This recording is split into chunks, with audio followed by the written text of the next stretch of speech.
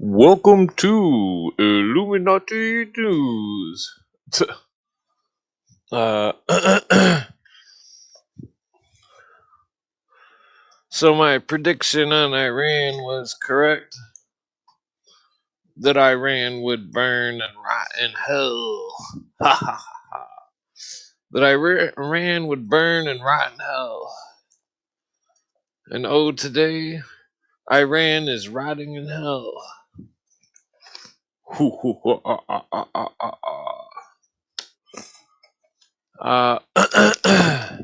this right? Yeah. Yeah, so no doubt that that smells pretty good. No doubt that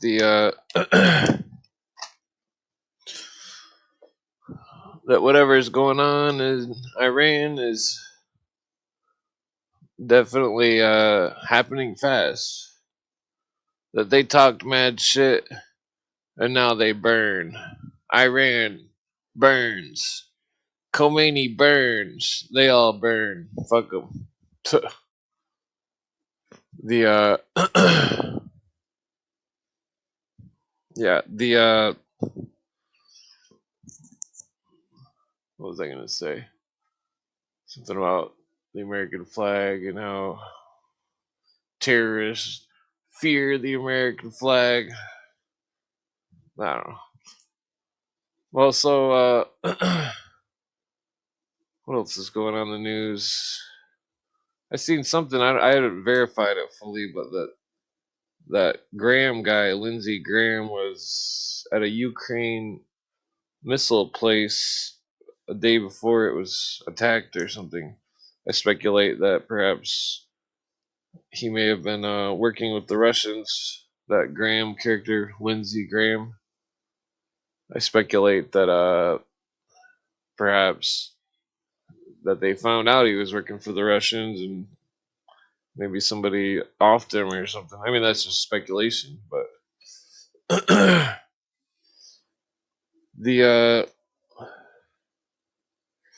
oh, so what else? How's everybody doing? How's it going, Pedro? Hey yo, it's Pedro. Nobody move until I say so. Smoke weed like volcanoes. I don't know. Yeah. So now what was I getting at?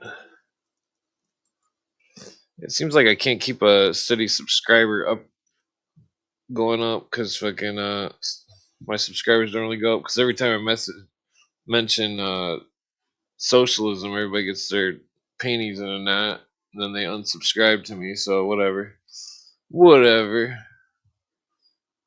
Uh,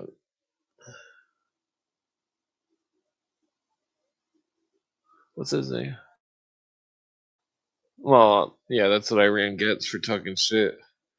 Iran, the big shit talkers. In other news, a manuscript about Merlin and King Arthur was found in a book in England or France or something.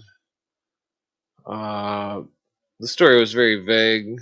The picture wasn't very clear. So I'm gonna have Grok forensically analyze the picture and enhance the letters so I can possibly read it. And if I can't, then I'm gonna have it deciphered if it's old English. I'm assuming it's old English, so that's pretty tough to read.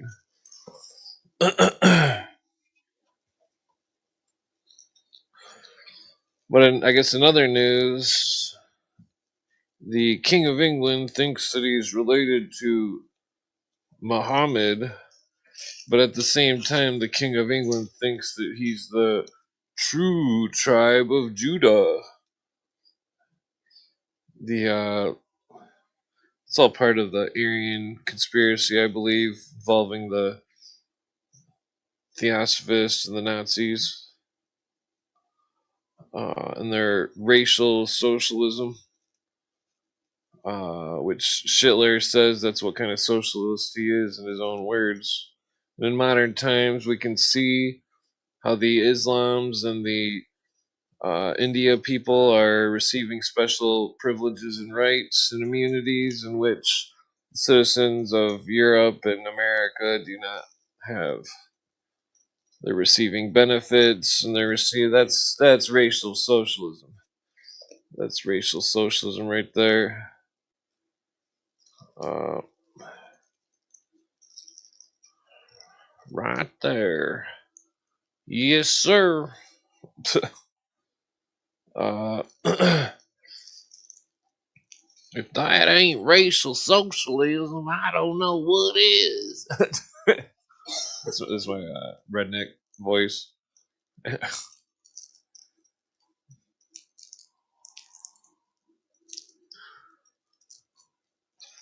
Yeah, the Hitler and his racial socialism. That's what the history books likes to leave out. Old Marx was a classist socialist, but Schiller was a racial socialist. And then I think the two groups are connected at the top through Illuminists and Theosophists. Because don't forget that uh, Brother 12 in his book Foundation Letters claims that they made the Bolsheviks, and that his same book was talking about Aryan race bullshit, and that his same book mentioning the perishing of the masses and cycling out of old races, etc., and that the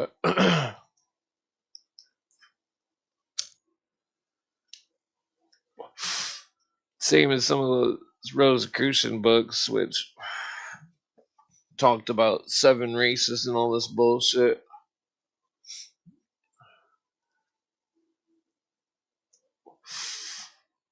You know, it's clear that the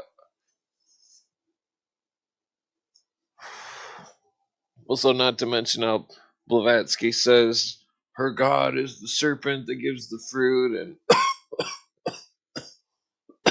that her god is the god behind the black sun. Excuse me. Keep in mind, it's all surrealist symbology. Yeah,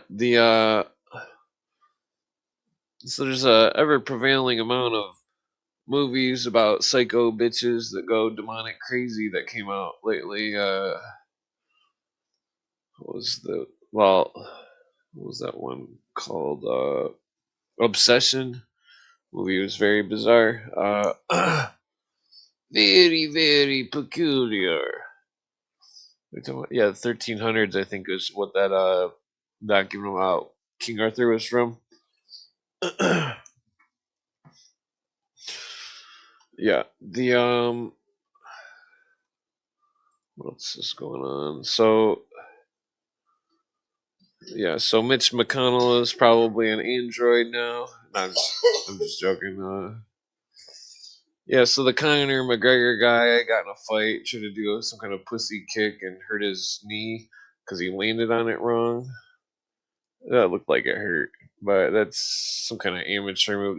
These people called fighters in the UFC and stuff, they're not really fighters. I mean, they're it reminds me of like the story that my dad told me about my non-blood uncle.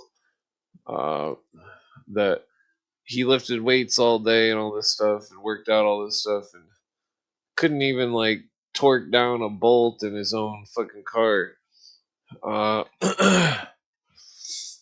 It reminds me of one of my Catholic friends. He was doing the same shit, working out all the time, trying to be tough and all this stuff. And then I see him while I'm walking. I haven't worked out in years, and I'm like, "Oh, you think you can beat the old man in a handshake?" I see him, and he couldn't do anything. He couldn't beat me at a handshake. Yeah, I embarrassed him in front of his friends.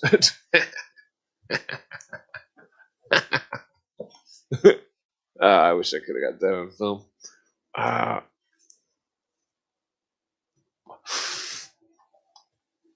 so there's a lot to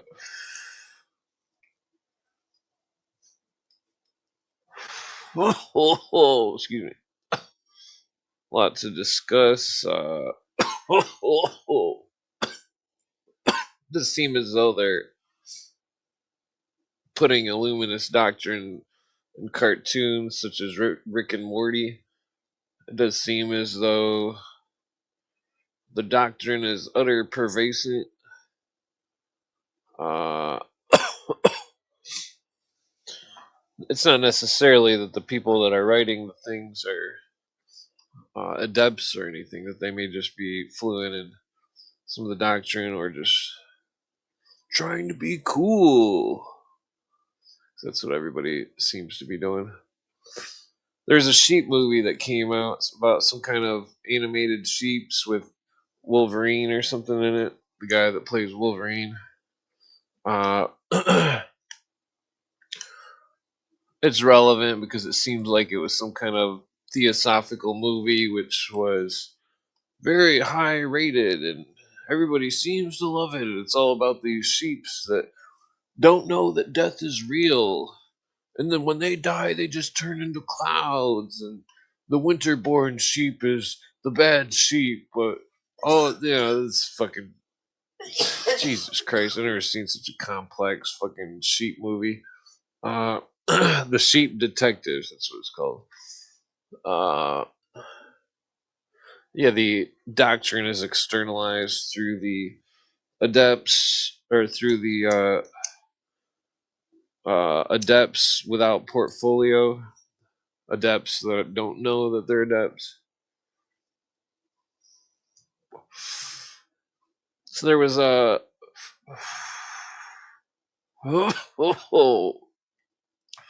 there's a Plato quote that I came across which was relevant to Plato being an illuminist.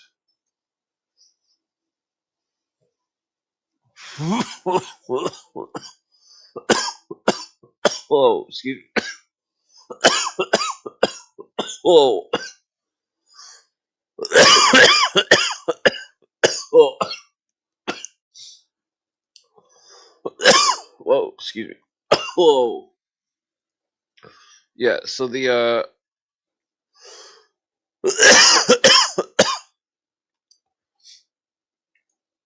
no, there's not a lot going on, I guess, in the news. Whoa. Same with the trending, it's all just a bunch of bullshit. I mean, besides Iran getting hammered, there's a bunch of fake UFO videos, just non-stop. Oh, that one's kind of weird. Oh, excuse me.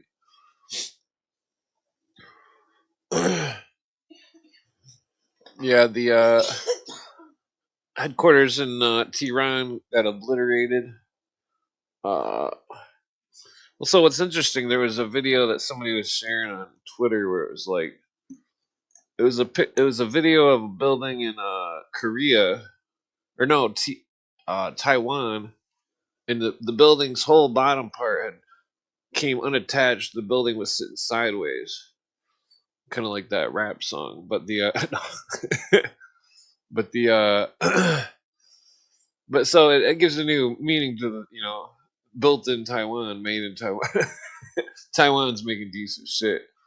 But on the other hand, buildings such as the Twin Towers and World Trade Center 7 or whatever, they just crumble to dust and woof, they fall to dust and nobody bats an eye like, oh, what's going on.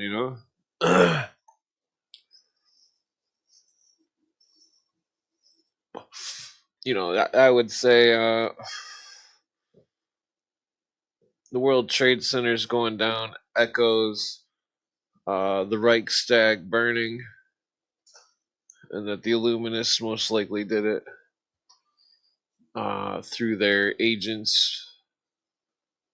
Well, Nazi Islam Illuminists. Uh, Speculation, but I do. There's a lot of evidence to support the theory.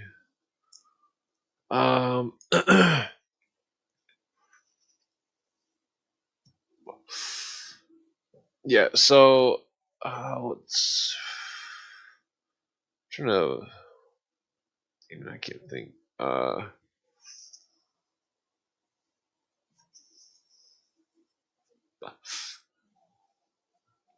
Yeah, so just see what books I got here. Uh, we'll go over some Illuminati stuff from the German books. It's kind of slow because we gotta, well, because I gotta translate it with the grok, so it's kind of. What else do we got here? Let's see. No books there. Oops. Okay, 1 second. Technical difficulties. Yeah. So, let's see. Date modified. Okay. I gotta go through some of these books. See what I got here. Some of them aren't labeled. Rituals of Freemasonry. Yeah, we could go through that, but let's see. Ritual of Freemasonry exposed. Fraser, Myths and Origin of Fire. Essay by James George Fraser. 1930. Why did I save this book?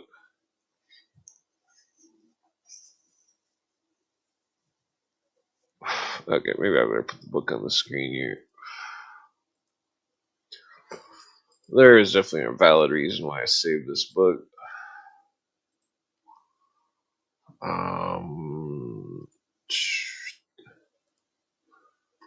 Okay, wait, why is the top still there? What kind of ripoff is this? Okay. Well, I don't know why it's doing that, but it's being retarded. So, whatever.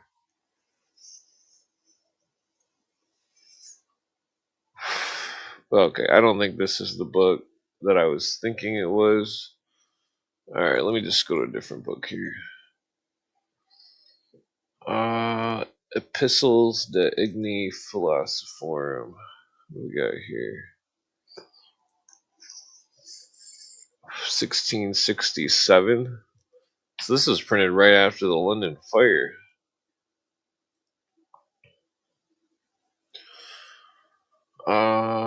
If you notice, the S's are sometimes F's because they ran out of S's because there's too many S's on the page, so they had to use F's. Or the S's got used up so much that they had to use F's instead of S's. That's why old books are like that. You see where it says philosophers.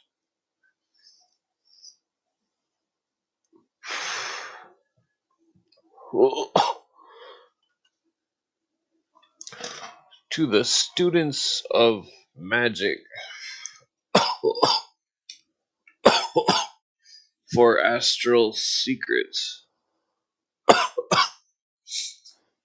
For to those who look upon this sacred science, so the wife Democritus calls it, as on the poet's something, Aristo fans Cuckoo town in the clouds.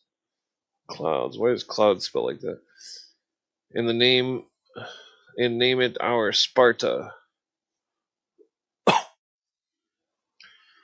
I have nothing. Is that? Ah, nothing to say, but only this: that there are such as are shut up, but a wonderful and necessary providence of God under the vast. What does it say? Under the vast something cloud of the vulgar, from which they are forever like to escape, and to the giant of conceit, him that comes up boldly to lay his hands on this vestal, vestal, vestal, without the ordinary dignifications, competent learning, wit, and manners, only 2 words: utro, homo, and priapus. And so I bid them both farewell. Oh, we gotta look up this word real quick. I gotta see what this means. Oh, god damn it, what is it? It like cuts it short when I'm trying to print screen it. Okay, let me just have the grok translate.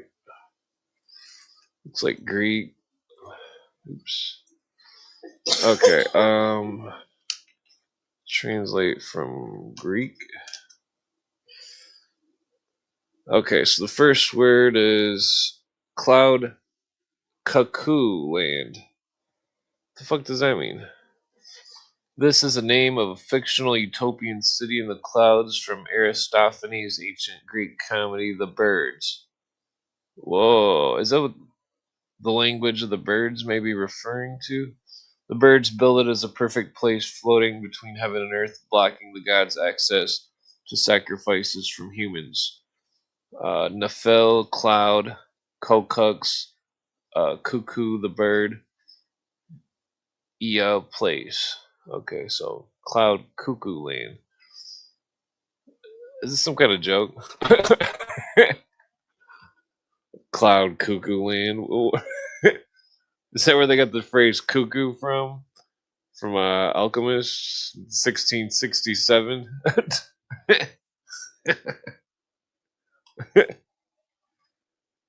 Okay, why does that have to be 2 parts?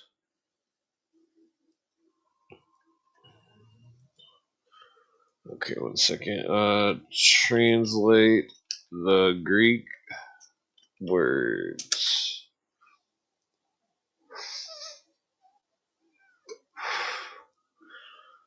Okay. Whether a man or is it a man? Whether human. This is the name of a minor ancient Greek phallic fertility demon. The last part, Ko Kanasalkos. So it's, is it a man, whether a man, Kanasolos. What does that mean? Looks like it's got a moon symbol right there.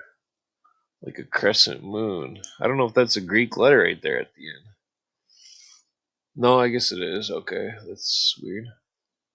No, it. Wait. I don't know if that's the right word. Oh, it looks like it's. Can't tell if that last part on the right there is a crescent moon and the word ends after the pi thing. I'm gonna try to have it just translate this word.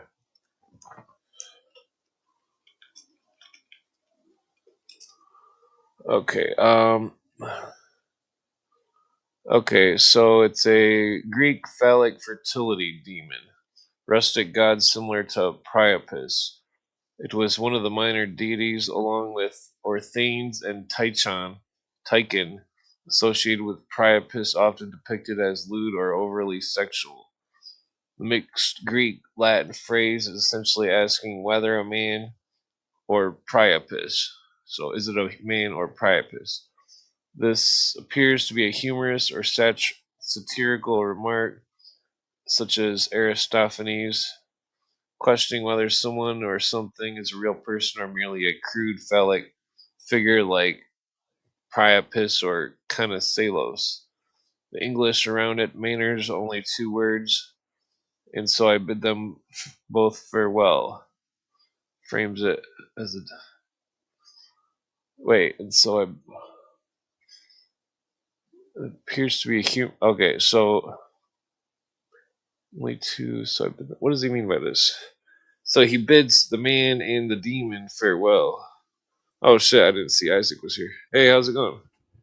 Good, brother. How's it going? I took a little bit of acid and I'm drunk. Oh, that's cool. Yeah, and I made 2 burritos, so But also, I'm intrigued by the thought. I'm not just fucking faded. I'm also just slower. I'm like on a slower timeline. That's all. yeah. How much did you drink? Like 9 White Claws that were 8% Oh, Jesus. in about 5 hours. Oh, yeah. That'll do it. That'll do it. Yeah, I think I've only drinking a White Claw like once. I don't It even wasn't know too why bad. It's I kind of made these tasteless. burritos. I don't even know why I made them. I'm just gonna put them next to me for later when I'm hungry. Oh, yeah. I just made them for something, for time. Well, they time might help. reduction. They might help absorb the alcohol a little bit. Yeah, no, I think it was just to intervene time and do that thing. I think I just meant to fulfill something in time and do it. That's the only reason I meant to make the burrito, was to fulfill time. You get it? Oh, okay. Maybe. Yeah, I'm pretty stoned. Yeah, and you should be more stoned to understand that. I only did it to intervene time. Intervene time. So whatever happens next is actually meant to be. What? You ever seen that anime where the guy hooks up some kind of cell phone to a microwave and somehow he creates this cell phone that can text back to the future? No, but I've been zapped in my brain, and I used to communicate with the past and the future before they did it, so I only think they mess with my neurological, metaphysical background. Yeah. You don't want to let that define you, you know? No, I'm not letting it define me. I'm just saying maybe that's why they did it. So they didn't let me communicate with that side. You understand? Maybe. Yeah, it's possible. I mean, it's more than possible. It's the truth. Anyways, no one else reached as far as me. No one took as many psychedelics as me. No one had the mind as me. No one did what I did. And I reached so far, they had to shock my brain. I reached so far, they had to shock my brain. Do you understand? Well, you can still join my rock band. That's no excuse. Oh, I'll join your rock band any day. I can scream out. No, I'm just kidding. I was messing around. But no, dude, I'm serious. But they fuck with me was crazy, bro. You already know the whole story. Yeah. So well, it's interesting. What do you got? What do you got? I want to know what you got in my imprint on me. Well, it's interesting how you said that they asked you to listen to certain things while it was happening. Yes. So then they could pinpoint target memories and destroy them with electricity. Exactly. It's very bizarre. Thank you. You're the first person to recognize that. That's very bizarre. I think you definitely got a lawsuit that you could probably sue them. I'm going to talk to a lawyer, or not a lawyer, a social worker tomorrow, because it's Monday and they were cut off since we talked on Friday. They haven't been opened. Yeah. Well, because it seems like, okay, so if they were going to get rid of the bad thoughts with the shock therapy, that they would have asked you to think of the bad stuff while you were being shocked. No, they asked me to play my favorite stuff, and they asked me to play my favorite shows, favorite shit, favorite. They asked you, that the effect had a. Okay, when they shocked my brain, they said play your favorite meditative music. Play your favorite meditative music. Well, after you get rich from suing them, the second time they asked me, they said play your favorite episode on Netflix. I said I don't have one. They played the Clone Wars, where they clone people's minds. Well, after you get rich from suing the shit out of them, do you want to help make the Cthulhu movie? Oh, dude, if it's the truth, I'll give you 25% just because I know who you are. We can get Corey Feldman, even though I'm not even kidding. No. If you don't understand, well, I'll take 25%. If you had a cash shop, and if I got a check advance like that, you have 25% because I already know you. Oh yeah. Well, I'll have to. Yeah, I'll have to give it to my girlfriend. I'm gonna hire a lawyer then. Well, then I could buy a Dodge Viper. No, I'd actually buy a camper. No, you could buy 7 of them. Yeah, buy a camper or something. No, I swear, my life. I feel like I was coerced into that shit. You already know the whole story, but yeah, I don't want to go down that road.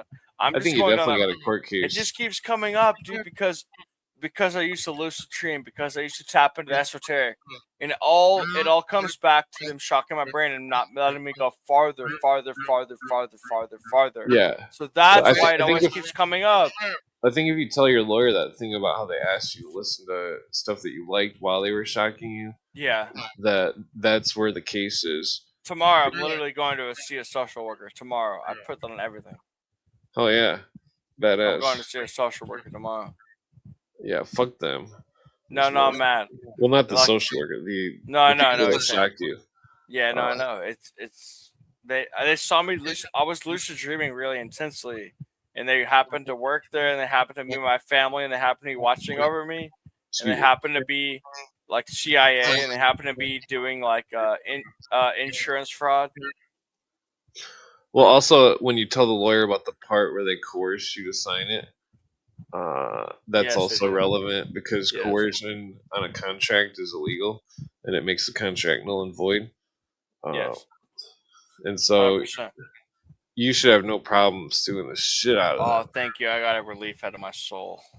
But yeah, Like I'd straight rather up. dive into the mystics to go down that path. What do we have? What do we have tonight for the table to go down a different path than that? Oh well, this is about alchemy and kind of an I want old to hear it. English. Let me mute up and I'm gonna listen Well, because it's I want to go down a path of real, like, if I have my brain back, let's go down that path instead of if I didn't. this page is kind of folded on the right side, so I can't Oh yeah, see it true. very well. You want me to? I can read too. I'm really good at reading.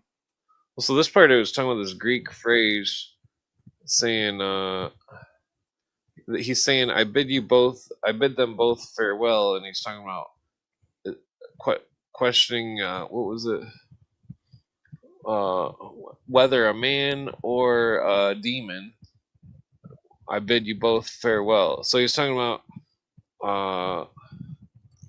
he's talking about himself, I think, whether man be man or demon. Yeah, the word dignificance means a lot. Yeah, it seemed interesting. Let me look at it real quick. Go back. Let me see. We can start. Well, it talks about this cuckoo town. I It's was saying, gonna read it. That's all. well, in Greek it says cuckoo town right here, and I think it's where the word cuckoo came from. Yeah, Like that could be like, usually the cuckoo is like with the moon people, where the energy of the moon messes with them. Yes, Cuckoo, the cuckoo name clock, was Sparta. cuckoo clock. Yeah. Democritus. Keep in mind the F's are S's in some of the words. They're such as or shut up. I don't know. Necessary providence. I dive into like too much of the mind and the psychology. I think I screwed myself over. We don't necessarily talk about this. I was just busting out because there's another Greek phrase. I don't know those definitions. Holy shit, that's the whole thing in the language. Yeah, some of these books. This is written 1667. God, dude. Well, whether Wow, we can't even read those words. That's weird. That would suck. You would need AI to look at this. I think I might be able to find another copy somewhere. Yeah, Some of the words, like only 5% or 3 to 2% only, but still. The greater pyrotechny.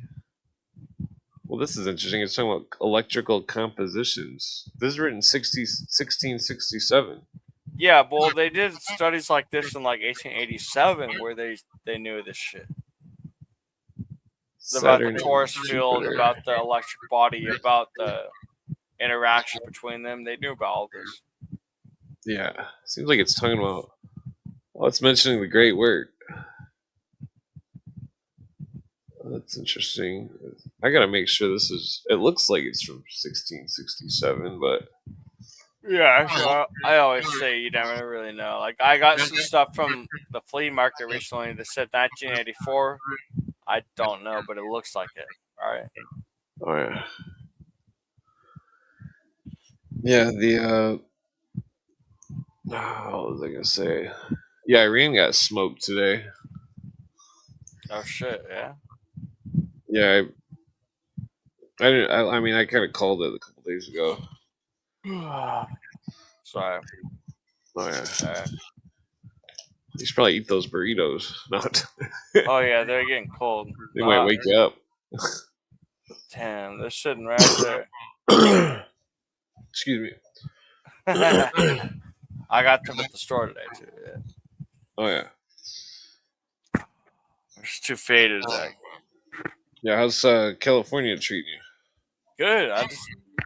I just live under my parents, dude. So like I work for them and I live under them and I live in their garage.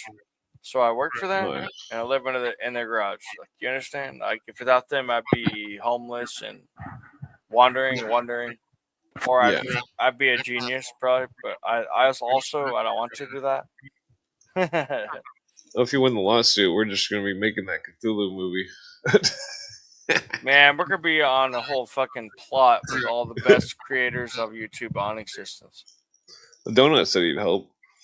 A couple other Yeah. people said they'd be down. Yeah, I don't even know because if I tell the next social worker, they might be like, "Oh my god, I won."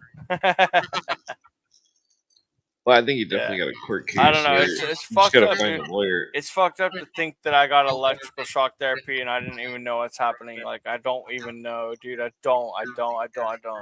Like I don't get it. Well, if you were in a It's fucked doll, up. No, I don't understand it. I thought they knew what they were talking about. It would help me. I feel retarded. yeah, what their procedure didn't work. No, it didn't work. No. You're in the No, state no. where lawyers are totally all about that shit, That's and they tight. will. I like it. Yeah, I'm talk to a social worker tomorrow, but we'll see where it goes from there. But much love. I'm gonna get out of here. Probably watch The Hobbit and go to bed Oh yeah, well take it because easy. I was tripping out. Yeah, I just want to take it easy because I already feel at peace. I don't want to overdo it. Oh yeah, I already feel at later. peace. All right, much love. Smoke bowl. Okay. Well, I'll put a link out in case anybody else is wanting to come on and hang out. Let's see. So this is talking about some kind of tinctures, some kind of recipe or something. Golden tripos, ready to move the self to the students of magic. Lake tinctures of Isaac, Flander, Basil, Valentine, and Theophrappus, Paracelsus. Whoa. And so may serve as a brief complex of all or most of the astral learning. Paracelsus, that's interesting. Because Paracelsus is, wait, maybe these pieces on the side don't matter here. Wait, I gotta take a screenshot. I forgot to take a screenshot of something. What the hell is that? Yeah, there we go. There, I'm gonna back up here. Well, it seems like okay. I guess I can see most of that page. Okay, so where did this start? Okay, right here. That's where I finished. To students in magic, it is to you that I send this golden manual, a precious discourse on the magica gold. Aurum enum nostrum non est aurum vulgi. So, or something. Damn it, I forget what nostrum means. Est or vulgi. That means strong. I shall give you an account of my election of this out of some hundred that I have read after a short introit. It is not unknown to you that there is certain tongue that is the tongue of mysteries, called by Finicus lingua magica, and sometimes lingua angelorum, and indeed it is the lingua ipsius ternary saint. What does it say? Sancti. There you go. For almost all the hagiography is in it, all the Kabbalism of the Hebrews, and the that out the ambit of that, nothing that's admirable. What does it say? And something out the ambit of that, nothing that's somethingable, admirable. Adma. Yeah, that's it. Adma. And something. What the fuck does that say? And they, though, an H. What is that? And something out of. Somebody fucking erased that word. I always see it in books like this. They'll erase words, they'll scribble shit out. Fucking occultists trying to hide shit.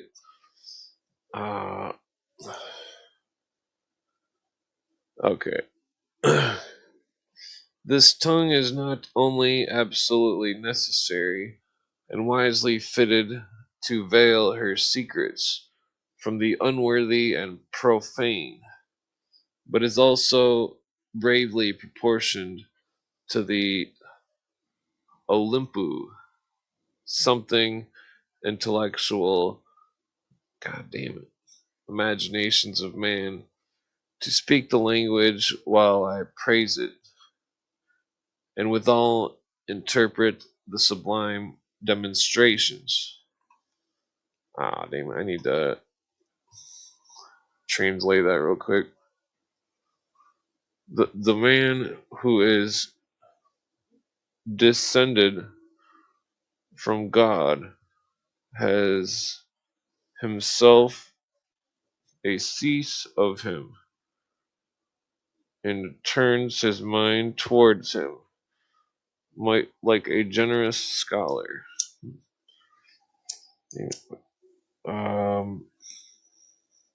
That's interesting. Sublime demonstrations. Okay, so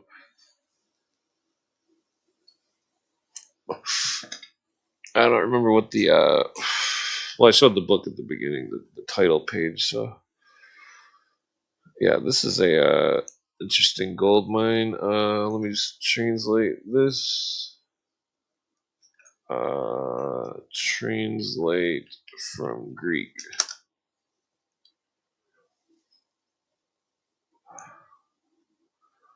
Okay, where's my lighter at?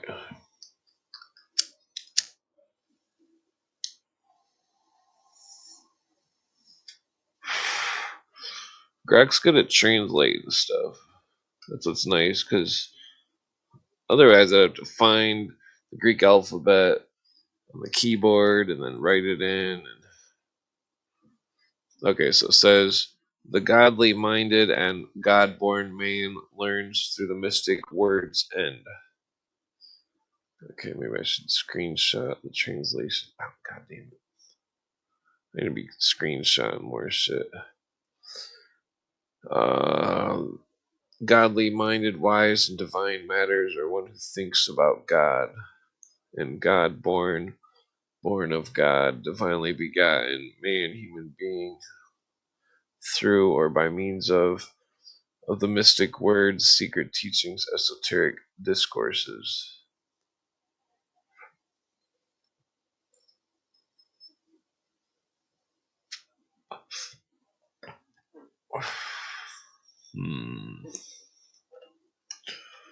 Okay, so Grog's wondering what book I'm reading.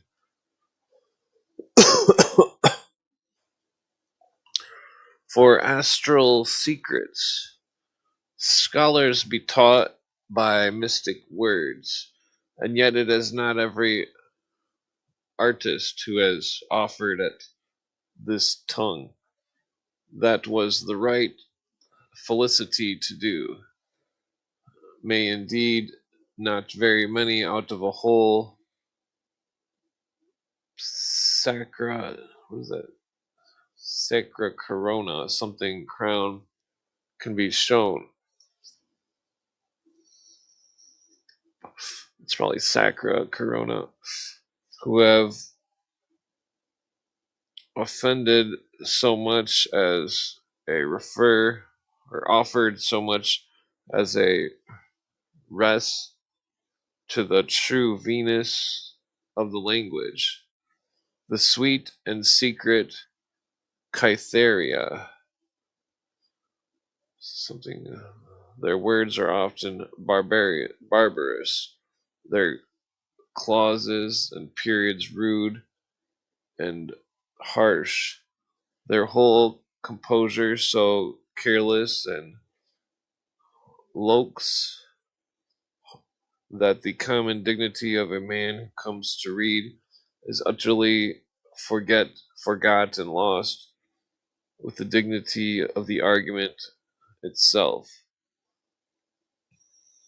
Then and again, I think it says, then again, their most industrious involutions,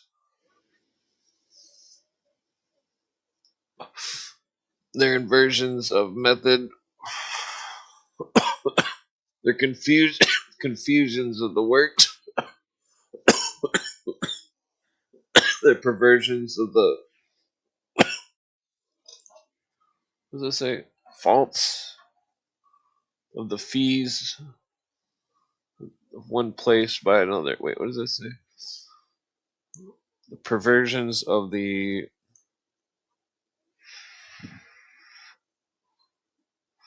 fees. I think that says fees. I can't tell. Fees. One place to another makes all so something and intricate that Lycophron's Cassandra, where she begins and holds on her bevy, what does it say? Iambics over Troy. Okay, I gotta go back to that word here. Where's that Greek?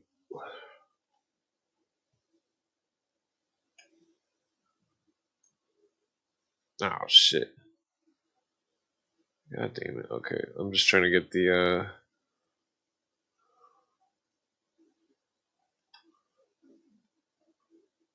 majority of this.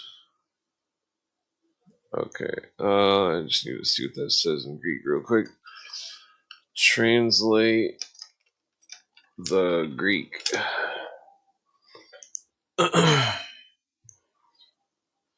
Okay, it says very few Cythereal, or exceedingly few Cythereal. Cythereal is Aphrodite or Venus. The author is saying that very few people out of the whole Sacra Corona, Sacred Crown, company of poets, of learned men, have offered anything as beautiful as a rose, the true Venus of the language, and the sweet and secret Cytherea. Its rhetoric flourish. Oh, okay.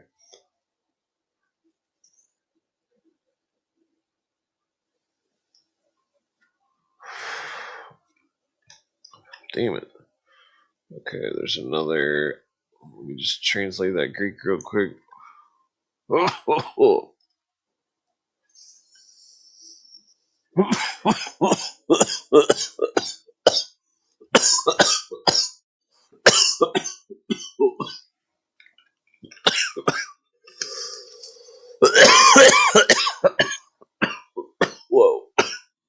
Excuse me. Sorry. Whoa. From the top of 8, whither the cow wandered.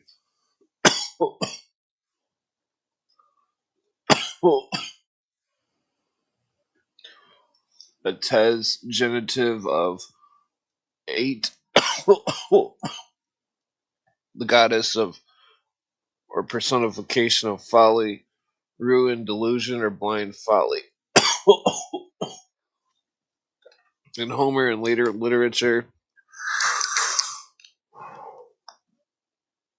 8 is associated with disastrous mistakes or divine punishment. From the peaks,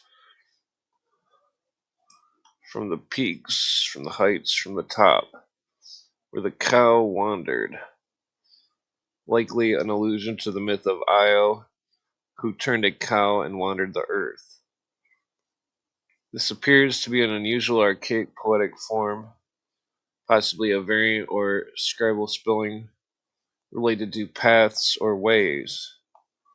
Okay,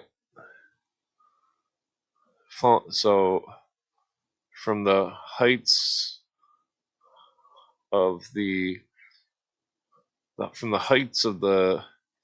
folly god, whether a cow wandered its way. Huh. I wonder what let me check that term way. Or hold on, I just gotta see what kind of noun it is. Oops, god damn it. How did I Okay, this is retarded. Somebody copied and pasted a word and then it recopied. Is this a Greek? Okay.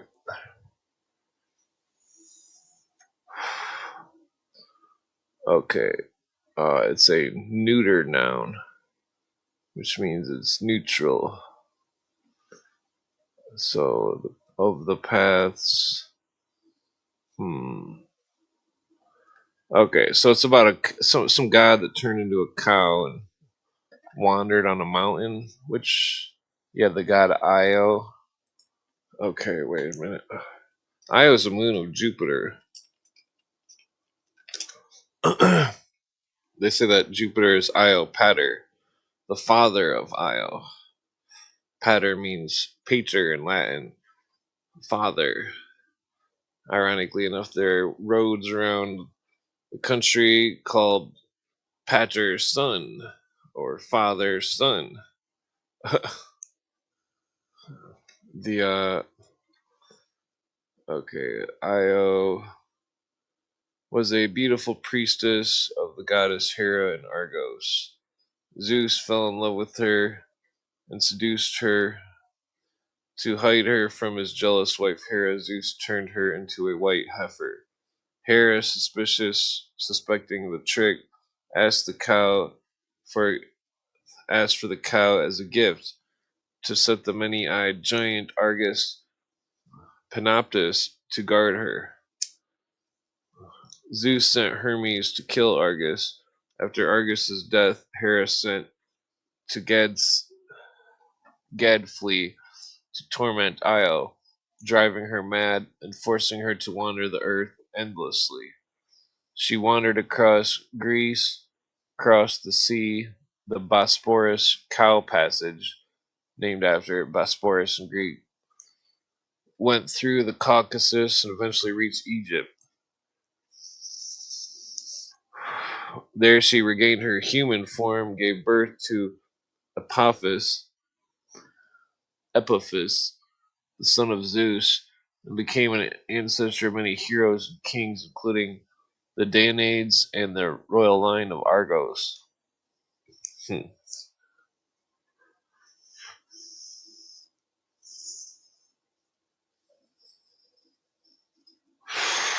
Well, in Egypt, she was identified with the goddess Isis. They must be Nephthys. I mean, Isis becomes the bullhead to become Hathor. She's sometimes worshipped as minor goddess, blah blah blah. Io, mortal woman, turned into cow by Zeus, endlessly tormented and wandering. Okay, well, so anyways, back to the book.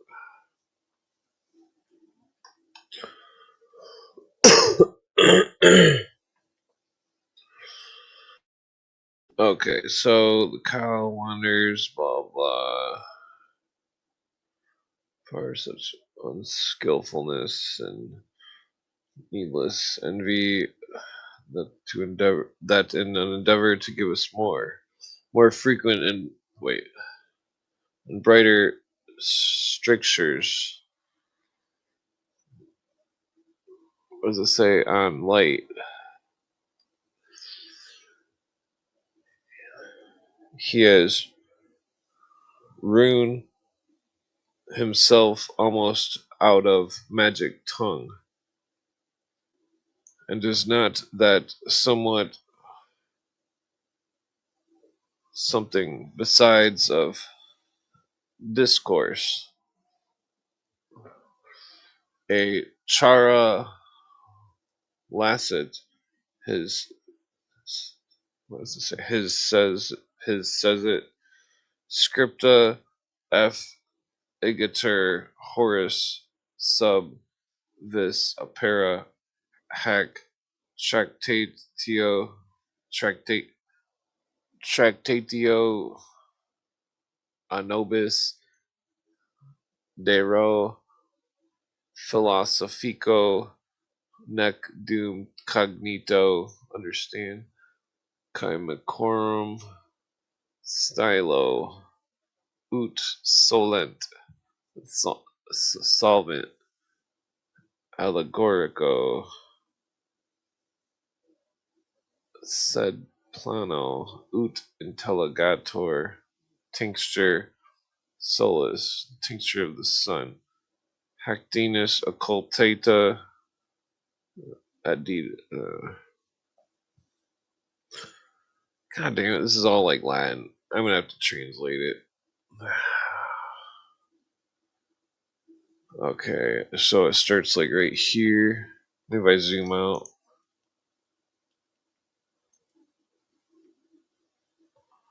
where's the button? Okay, I'm gonna zoom out on this, and let's zoom out one more. Okay. Oh, God damn it! Oh, motherfucker! Did it just move? Okay, I think it's right here. Why's everything gotta be such a pain in the ass? Okay, right there. Name of the page is crooked. Okay, let me just translate this Latin here. Translate the Latin. I'm pretty sure that's Latin.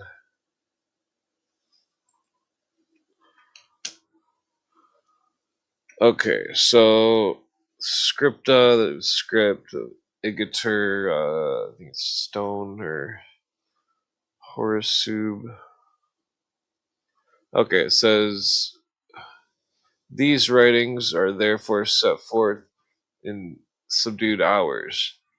This open treatment by us concerning the true philosophical art, not yet known, is not, as is usual, in the allegorical chemical style, but plain, so that the tincture of the sun, hitherto hidden, may be understood, with other things added, etc.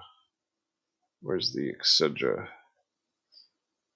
Okay, then it says, where God has placed great power, there also he has placed great guardianship, as is evident in vipers, in the praise of the Magi, nothing openly, nothing secretly. Huh. The author is saying that this text is written in the spare, stolen moments, unlike typical alchemical books that use heavy allegory and obscure symbolism. This one is written plainly so that the tincture of the sun, the key to the alchemical substance, often the philosopher's stone or gold making elixir, can finally be understood. He then quotes a principle where God puts great power, he also puts great protection, like venomous snakes or secrets of the Magi, and emphasizing the law of secrecy in alchemy. Nothing openly, nothing secretly. I.e., the truth is hidden in plain sight or through careful balance. This is a classic 17th century alchemical writing style. Well, technically, it's, yeah, I guess it is 17th century. Okay, I'm gonna screenshot that because the part about the great, the nothing openly, nothing secretly. That part's relevant. Nothing openly, nothing secretly. Wait, did it say nothing? Yeah, so nothing secretly, but nothing's openly. So it's to the visible eye. Okay, for he has writ the only fixed law of the tongue. Nila aperte, Nila operte. So it's nothing, nothing open, nothing secret. Of what? Of with. What does it say? Of what more in the programma of the book, and this I name the first, though not the great, of many incitements that made me chose it for you, and bring it forth out of the leaf where it has lain unobserved. The second is that is an extraordinary manner, into some peculiarity too. It, I think that says traverses the ente primo universallum mineral, or the universal most universal. Something. God damn it, I can't read that. Why's I gotta do this? Okay. Oh, wow, god damn it. Every time I can only screenshot half of it. Fucking computers are fucking worthless. Okay. I need to bring back mouses with wires on them. Translate Latin. And this is doubtful, ambiguous, two-edged statement. The universal, most universal. Doubtful, ambiguous, two-edged statement. And moreover, this, as a feminine noun, is doubtful, ambiguous, uncertain. This is probably a mention of Sophia, two-headed, literally two-headed, and seps means two-headed. Opinion, statement, sentence, meaning, judgment. Okay. Okay, so it's basically this is gonna. It's literally saying this is double statement here. Universal.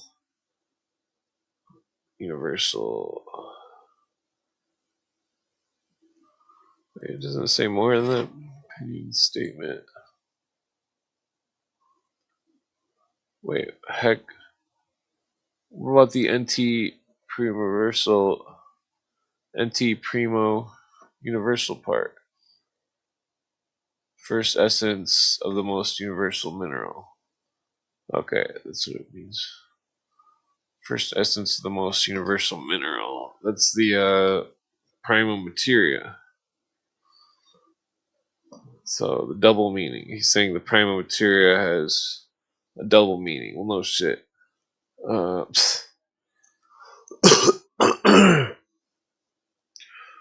The third, that under the most universal it represents and asserts to us several tinctures particular, a thing somewhat doubted by an able philosopher of my acquaintance, who is now at the greater pyrotechny, and I was desirous to give him my authorities from these great names, as well as my reasons from our electrical compositions. So how is he talking about electricity in 1667? That's very strange. What does he mean by electrical compositions? What the fuck is he talking about? They didn't have no electricity back then. Uh,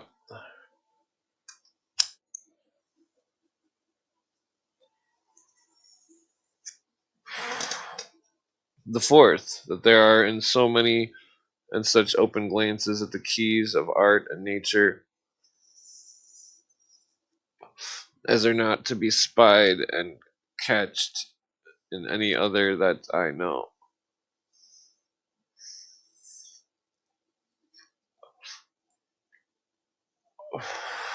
The fifth, that two of the particular tinctures that of Saturn and Jupiter conflate and of Jupiter single are apparently short, profitable works, and those I would recommend to such as know in the initial mother to all tinctures and are not yet able to bear the charge, though not much, or wait the time of the great work. Excuse me. The sixth, that is that it is a little golden tripos, ready to move itself and give answers to inquiries concerning the mineral and metallic tinctures of Isaac Flander, Basil Valentine, and Theophrastus Paracelsus. So I think that's interesting. God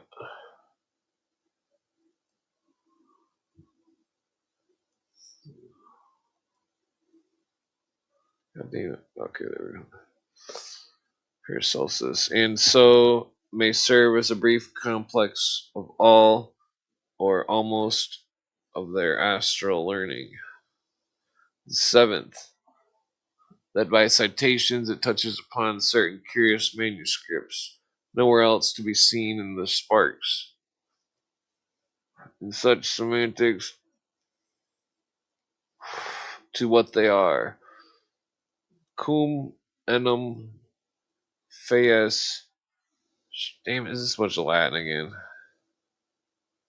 Okay, it's not as much. Oh shit, I gotta zoom out though.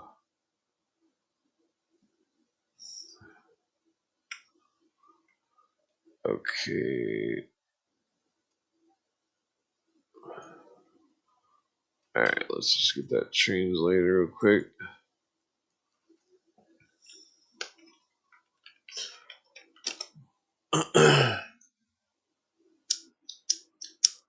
I guess I should probably put alchemy in the title since I'm talking about alchemy. The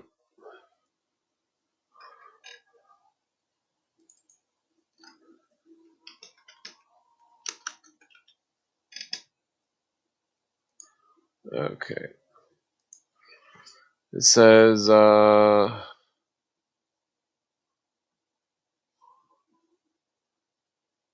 manuscript. Oh, so I'm gonna just read the English part.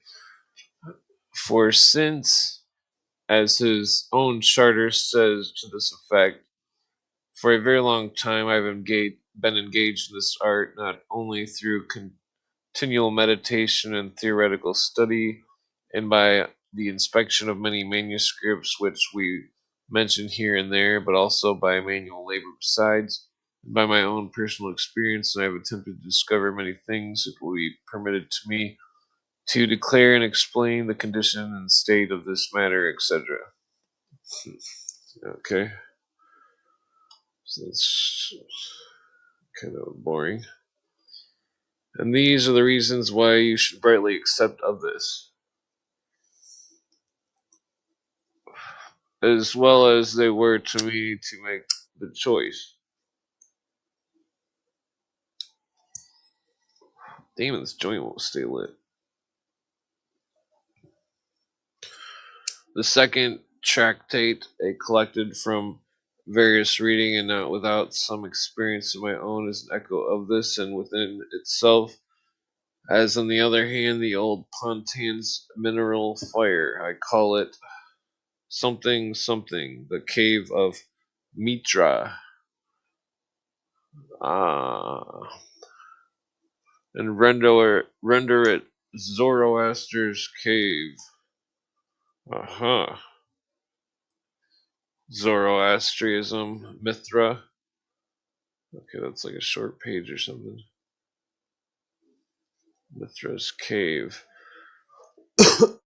Because in the solitary horror of the huge cave, the ceremonies of Mithra, that is, of the sun, were anciently erected by the great Chaldean, and these, no doubt, of magical institute, such as were the Sacra Eleusinia, the holies of Ceres Eleusina, concerning, they're talking about the Eleusis mysteries, concerning which Asclepius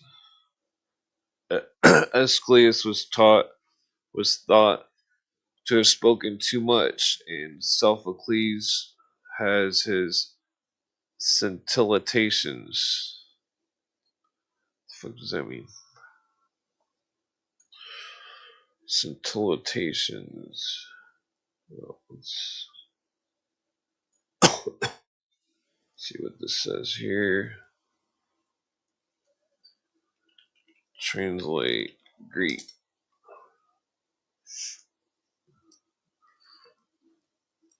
Okay. This is taking forever.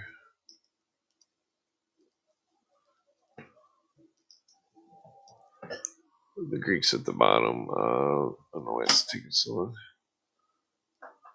I said Greek, motherfucker. Okay. It's taking too long. Maybe I should open a new tab.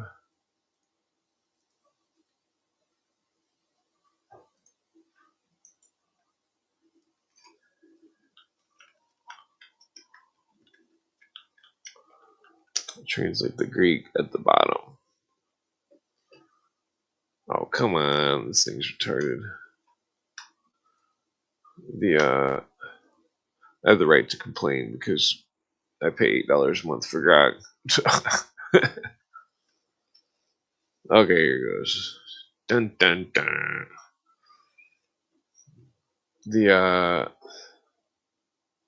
because otherwise I have to like type it all out or send the picture to one of my Greek friends and have them translate it for me, and they always get annoyed when I ask type of stuff.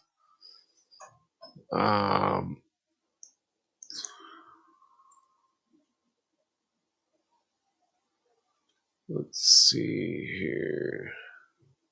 Okay, it says golden, feminine, accusative, agreeing with key. So that's the first word. Chrysian, Kleos, which is key. This is the golden key. The golden key of the ministers. It's in the attendance of the Eumopidia. Okay, so this. Okay, so golden key.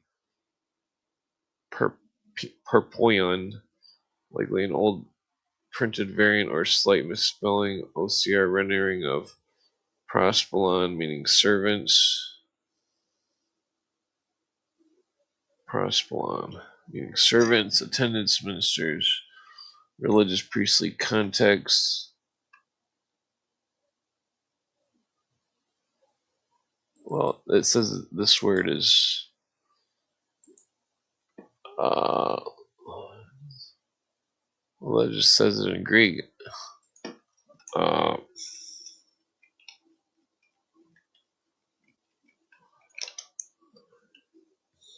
Perspolis.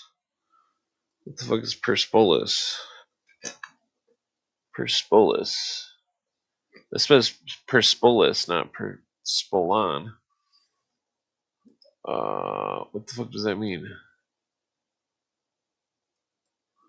Okay, well, hold on here. Hold up.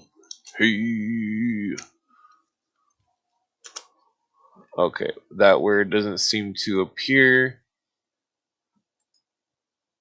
God damn it, that's not in any books. Okay, so that word seems to not appear on the internet. God damn it. Okay, well, I'm gonna have to take a picture of it. send it to a Greek person and demand a translation. So, I don't care if it's 3 in the morning. So,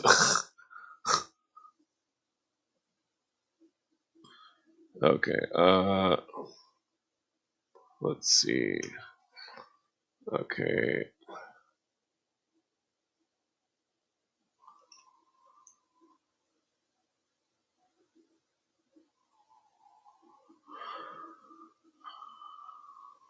What did that say? Perspolus?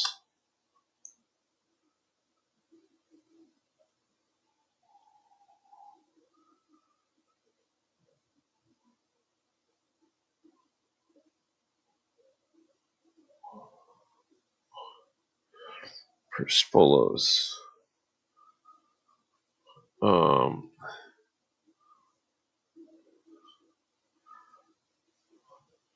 Perspolos.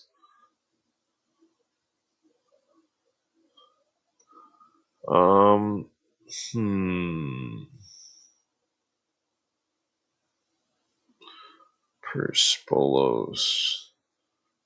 Let me try to look it up on here. Perspolos. Greek word. Perspolis comes from the Greek word. Is it the same one?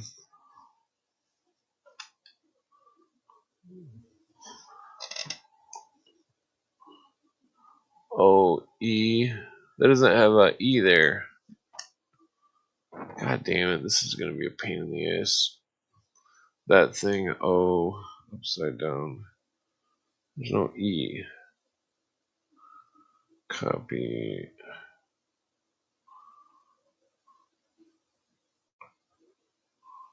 Paste.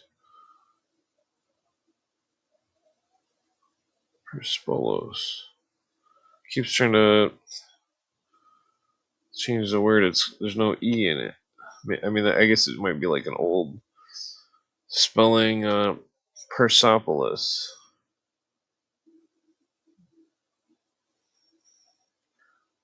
Perissos. Is this it? No, this is different. Perissos. Super abundant. No, that's not it.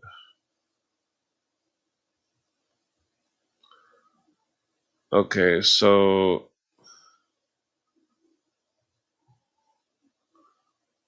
the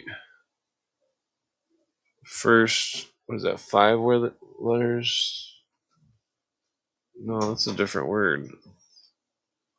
God damn it, this is doing a pain in the ass. Hold on. Let's see here. Books. Let's see. Okay, this is what real research is. You can't accidentally leave something out. Let's see. Damn it, keeps trying to add an E. There's a book in German that mentions the word. Damn it. Why does everything need to be translated? Inschriftenforschungen und modern Notchbildungen in Altpreußischer Kielschrift Rudiger. What the fuck does that? Rudiger Schmidt. God damn it. Persepolis.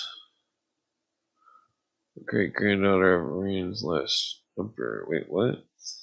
Hold on. Let me find an older book here.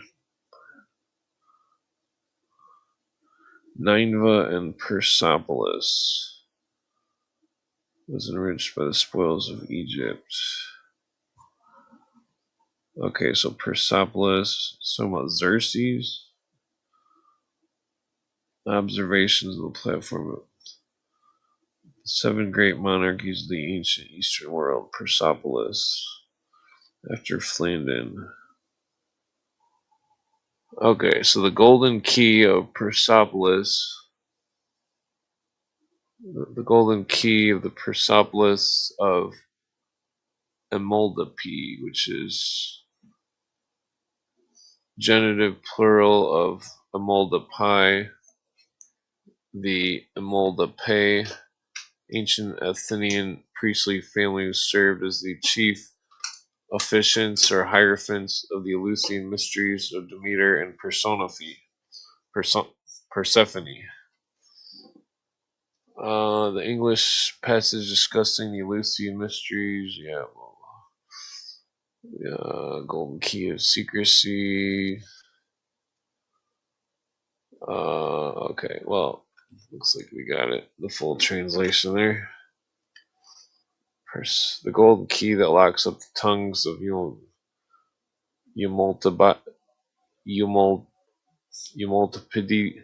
and the priests of Ceres. And now, upon the view of this little astro magic trias and its inauguration to the public light, I cannot let it pass without its own alcyle. That scrutcheon that it wears from heaven, that by its stature it may not be taken for a parvis daemon minorum gentium, for a genius of the lower order, or of the lesser nations. I say therefore it has in it the green selena, the veridity of nature to mineral stars in our Mercury, the springing emerald, the spinging emerald, analogues of universal spirit. And whosoever reads this book, though indeed but a small volume, to that idea that it is ready to make, shall have no reason to lament the something, the loss of those books, the sacred commentaries of the Egyptians, named to us by the Greeks, for by us in a short time may be not only become a learned initiate, but by the favor of heaven upon his practice a perfect hierophant to the best of secrets. Okay, so let me see what this Greek word means.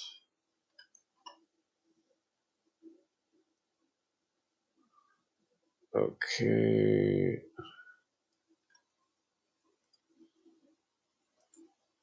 Let's see. Translate from Greek. Okay.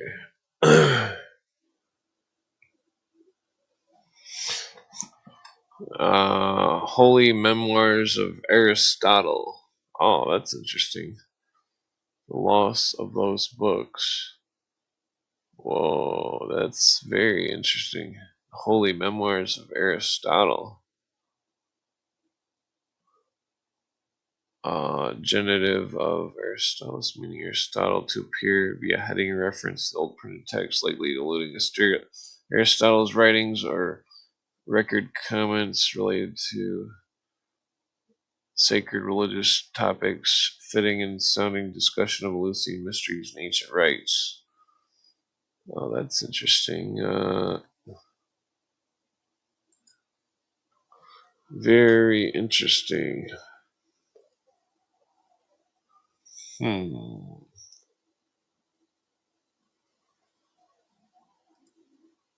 The Holy Memoirs of Aristotle. Oops. Damn it. God damn it. Okay, well, hold on here 1 second.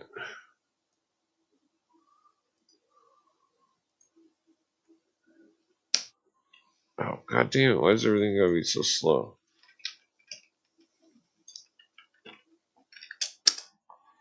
Very interesting. Holy Memoirs of Aristotle. Short time, he may be only become a learned initiate, but by the favor of heaven and his practice perfect hierophant, the best of secrets. That's interesting. What was Aristotle's secrets? Other curious pieces I have in my eye for those who are curious, and of the various reading, those I resolve to draw out as I fit at my Athener this winter, and send them abroad with the same subscription to your service. Geo, Thor, Astromagus. Well, that's interesting. Program Authorus. How many pages has it got? Oh man, a bunch of Latin. God damn it. Is this the last page? Introduction. Oh, god damn it. This is a long book. Okay, hold on. Oops. I gotta keep going. This is interesting. Otherwise, I probably won't go back. Okay, let's translate. So I think the Grok is definitely good at translating. It saves a lot of time. 'Cause Jesus Christ, it takes forever to type this shit out and stuff. Let those who are wise often read many chemical little books, though, nor let them touch the shores after a long time, wandering hither and thither with certain steps, whom the labyrinths with winding paths lie open, nor let others, blinded by darkness, who conceal all things, impede the good with hidden obscurities.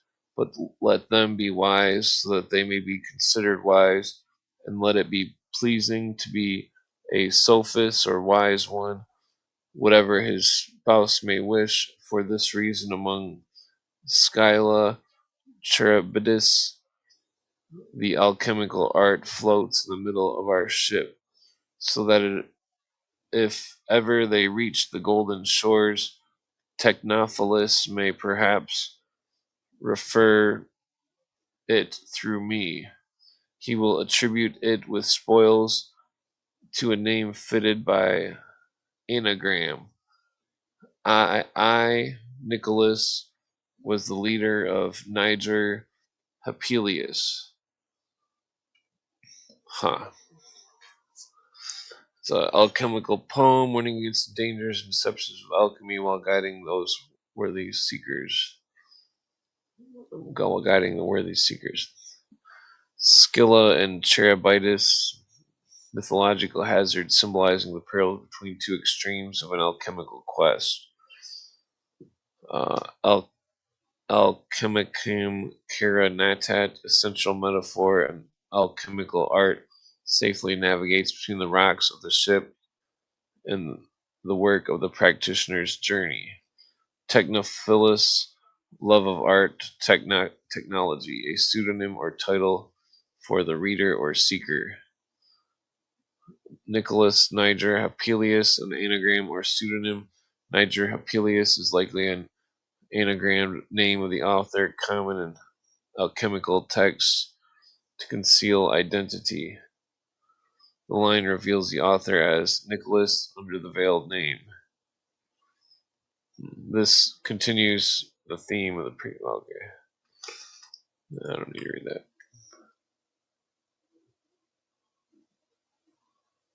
Okay.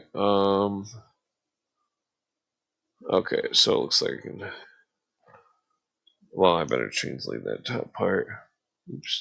This is an expensive book for back then. With that title thing like that. Look at it, it's got Pan. Looks like Pan or something. Some kind of roses or something. Yeah, he's got like a some kind of horn. What does it say? Caragogia Heliana. So Caragogia, some kind of speech. Heliana, what does that mean? Translate. Caragogia Heliana. Uh, the Hellion guide leading by the hand. I thought Gojia was speech. Or no, Gojia. What is that called? That word. Okay, so Chera Gojia, guidance by hand. Instruction, Heliana, Helion or Helios, the sun god. Adjective meaning solar, reference name. This is the title of the 17th century alchemical treatise, originally published in Latin as Chiragogia Heliana de Oris Philosophica. Chiragogia Heliana, Manuduction of the Philosopher's Magical Gold. Compiled or authored in connection with Raphael Eglin or Eglinus. Latin poem references from the Zoroaster's cave. Blah, blah. Okay.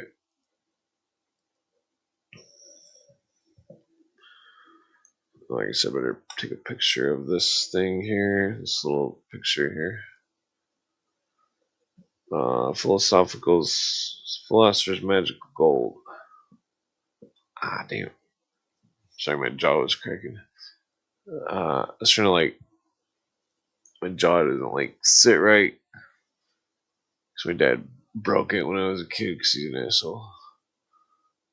Basilius Valentine, a Benedictine monk by his country of the higher Alsatia, who in the memory of our near ancestors expelled in magic and chemistry in the triumphal chariot of antimony.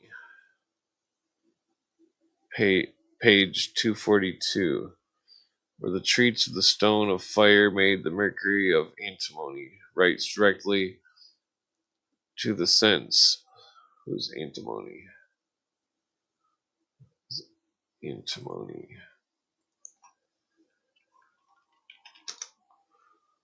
Okay, antimony. Antimony is one of the most important substances in classical alchemy, especially in traditional discussed in the Chiragogia Helenia. The key, blah, blah, philosophical antimony. Alchemists distinguish between common antimony, the metal, and philosophical antimony, the highly purified living form prepared through the special process. Regulus, the most famous preparation, is a star regulus of antimony, a star-shaped metallic crystal formed when antimony is reduced with iron and other metals. It is considered a gateway of the philosopher's stone. Role in the great work, antimony helps separate the pure from the impure. So the antimony is what happens when it gets hot before it melts, I think. Antimony is traditionally linked to Saturn. Saturn is just a symbol of the material plane. The wolf. Alchemical emblems often show a wolf devouring the gold, representing antimony's ability to swallow and purify other metals. Solar connection, when properly repaired, is said to reveal or carry a hidden fire. Solar essence of metals. So the wolf devours the gold, antimony. Specific process for the star regulus. Yeah. Okay, let me go back to this. Antimony. Where he treats of the stone of fire made of mercury and antimony. Mercury and antimony. What happened to this joint? Did I drop half of it? Oh shit. Writes directly to the sense. The stone of fire says he does not tinge universally, as the philosopher's stone does, which is prepared out of the essence of gold. No assured, no assured, assuredly, for it has not allotted to it such an efficacy by its virtue, but its tinges particularly to wit, Luna into Sol, so moon to the sun, besides Saturn and Jupiter, omitting Mars and Venus, save only. Wow, this is complex. Silver into gold, besides lead into tin, lead and tin, omitting iron and copper, save only. What? Ouch! Damn, my neck cracked. Ah, God damn it! I need a cigarette. I'm falling apart over here. Fucking where the fuck's everybody at? Where's Harry at? Fucking got some cigarettes to smoke with. Nah. I'm always up too late to get anybody that's guests. Let's see. Well, let's see. Damn, I got like. Yeah, so what was I gonna say? Something about the Alright, somebody come on. Wait, I already still like. God damn it, I'm stoned. Nobody wants to come hang out with me. Fine. No. I see how it is. I'm just joking. I wouldn't want to hang out with me either. No. Okay, so Luna into Soul. Where the fuck is Gerald been? I haven't seen him around. I'm just gonna light up a cigarette. Fuck it. God damn it. So Luna into Soul. So silver into gold. Besides lead and Jupiter. Omitting Mars and Venus. So omitting iron and copper. Save only that.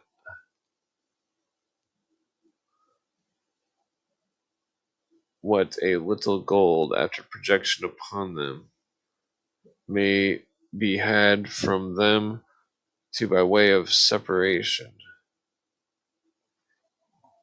Item. This tincture, says he, by one part of it cannot transmute above fire that remain fixed in Saturn. Does it say fire or 5? Between 5 fire. Between. I think it says fire. Fiery. That remain fixed in Saturn. Antimony. Quartation and adherans. When on the other side, the true, ancient, and great stone of the philosophers, or what does it say? Sums. I can't tell it what that says. Inensums to a kind of imusity. In like manner, the stone of fire, an augmentation of itself, cannot further be exalted, but the gold is pure and fixed. So a little after, page 244, the reader, he adds this, so to be advertised, there are stones to be found of more than one kind, that tinge particularly, for all the fixed powders that tinge I call stones, but one gives tincture more efficaciously than and deeply than another, as the philosopher's stone first that has its right of precedence to all. This the tincture of the sun and the moon to red and white follows in order. Sun and moon. Tincture of gold and silver to red and white. Next to that, the tincture of vitriol of Venus and Mars, copper and iron. The vitriol of Venus and Mars, the death of Venus and Mars. That means rust and oxidized copper, both of which have their own depth. The tincture of soul. Why? How would rust and oxidized copper do anything? Hold on, I gotta think here. It's gotta be symbols of maybe love and anger, Venus and Mars, then sun and moon, mind and body, to red and white. What is it?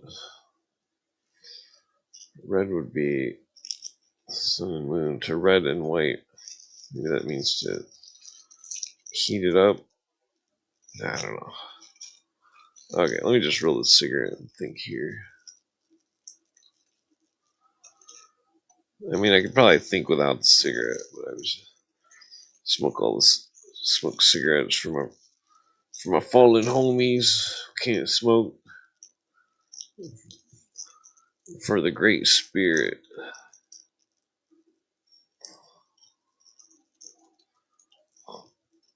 1/8 of my ancestors.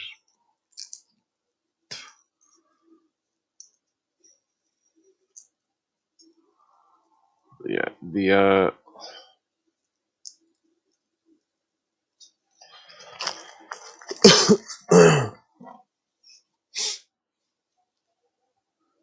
okay, so tincture of soul. This is like a tiny cigarette. These like cotton cigarette filters. They're like really. Seems like they hit more like a regular cigarette if you roll them super tight. Rust is thermite. What? Oh yeah, so I was gonna look up rust, and I'm just gonna grok this whole page, just so it doesn't think I'm asking about some kind of crazy shit or something. Okay, what would rust and oxidized copper do? Is this claiming it would make gold somehow? The vitriol of Venus and Mars, I would assume, are symbols of rust and oxidized copper. Okay, so let's see what it said.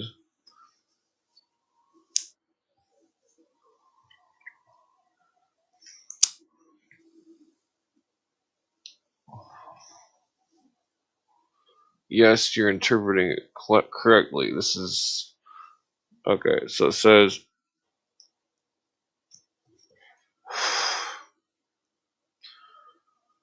red and white tinctures. This is what you're asking about. The Jupiter, Saturn, blah blah.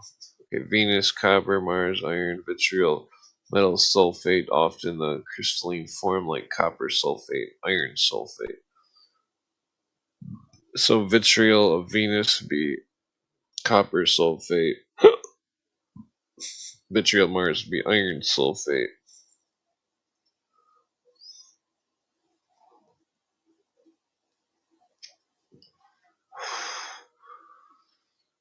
The author is saying the vitriols of copper and iron contain deep within them the tincture of soul, if properly processed and brought to permanent fixity.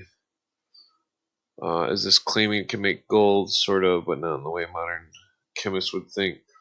This is not straightforward rust, oxide, copper, gold recipe. Alchemist believes all metals are made of the same primal substance: sulfur, mercury, and salt.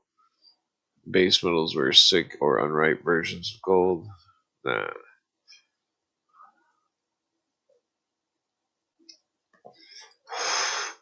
Okay, put it in a Fulcanelli surrealist understanding.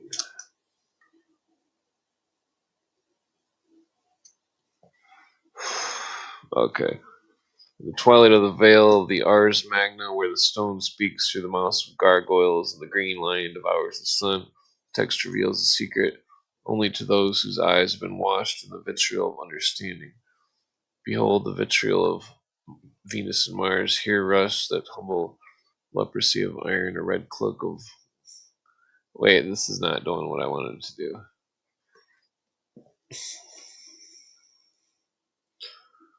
Fulcanelli surrealist.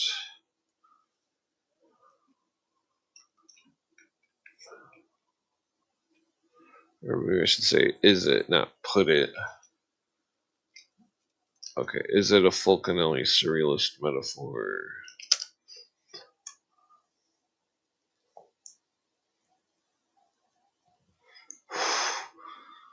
No, but close in spirit.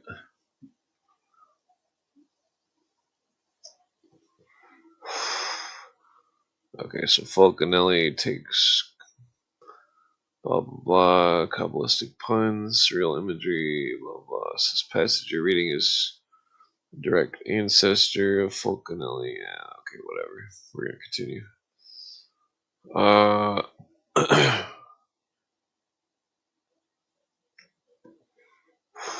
I think I rolled this cigarette too tight. Okay, so the coagulation of common mercury to gold follows that tincture next. Last comes the tincture of mercury itself. So wisdom, the tincture of wisdom.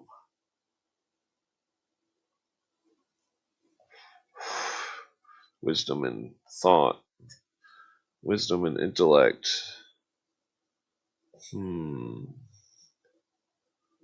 The elixir of Jupiter and Saturn. Wisdom and intellect. Well, that's weird. I don't know if the symbols match up here. This may be written by someone that was possible. Well, I don't know.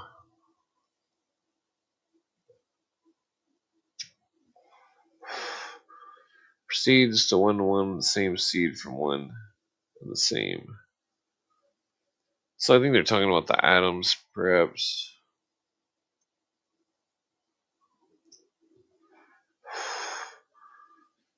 Same initial mother from whence the true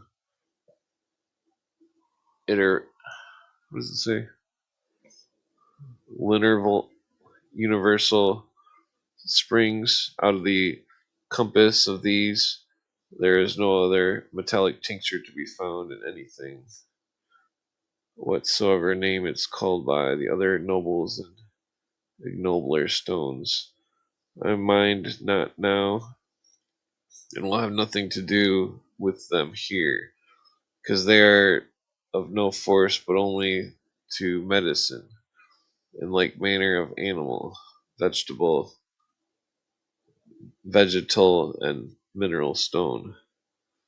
I make no mention, as they stand and are ordained on only to medicinal life, and have not the least ability to the least metallic work, power of all which is to be found in the elixir and the excess under one complex of the philosopher's great stone.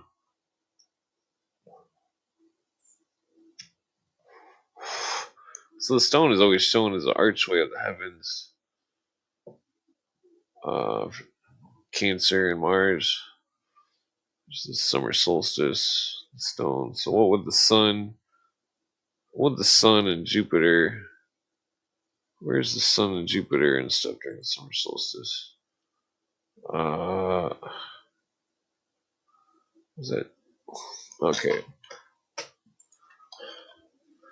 Where are the sun and moon and Venus and Mars and Jupiter and Saturn during the summer solstice? Is this relative to the Masonic philosopher's stone? Okay.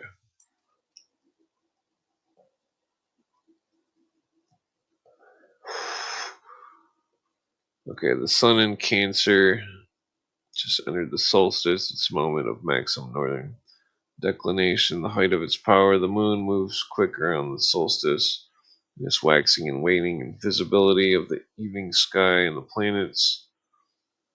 Venus, very bright in the western evening sky in Leo or nearby.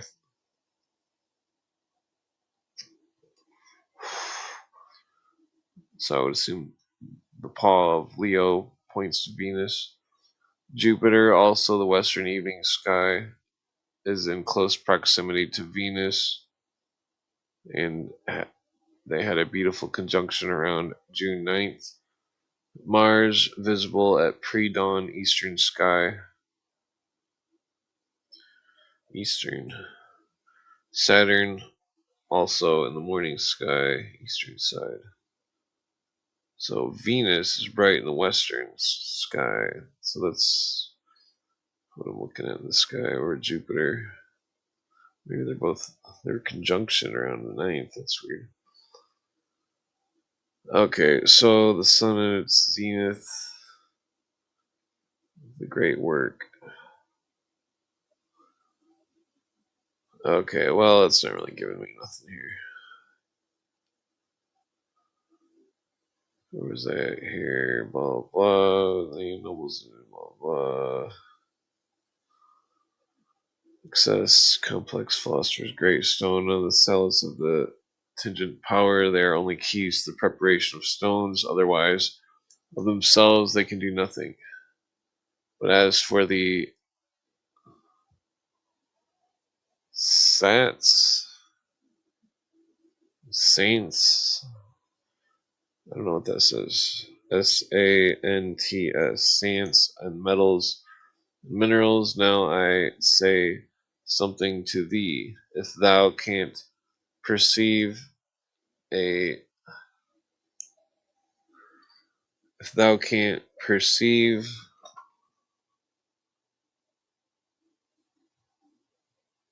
a lie, I don't know what that says. A igni. What does that say? If thou can't perceive, where is that at? This other screen looks like you can see it better, but I can't. If thou can't perceive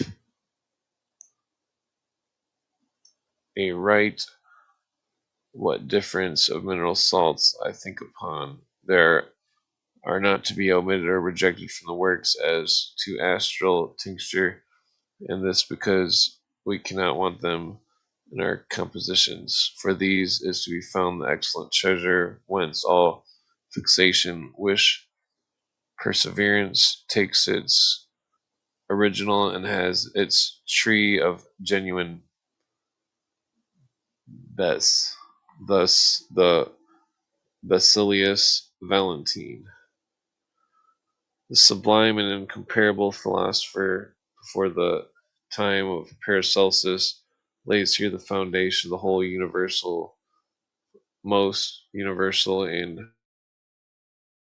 tinctures of the mineral kingdom, out of which metallic tinctures and other things by themselves ought not to be sought, as he attests in many places, but in this he most evidently shows, besides the original great universal of the seed of the initial mother, out of which the other tinctures proceed.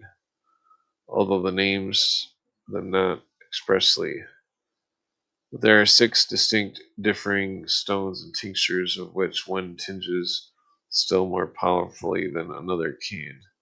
And in the beginning of the triumphal chariot of the antimony, he describes fairly to us the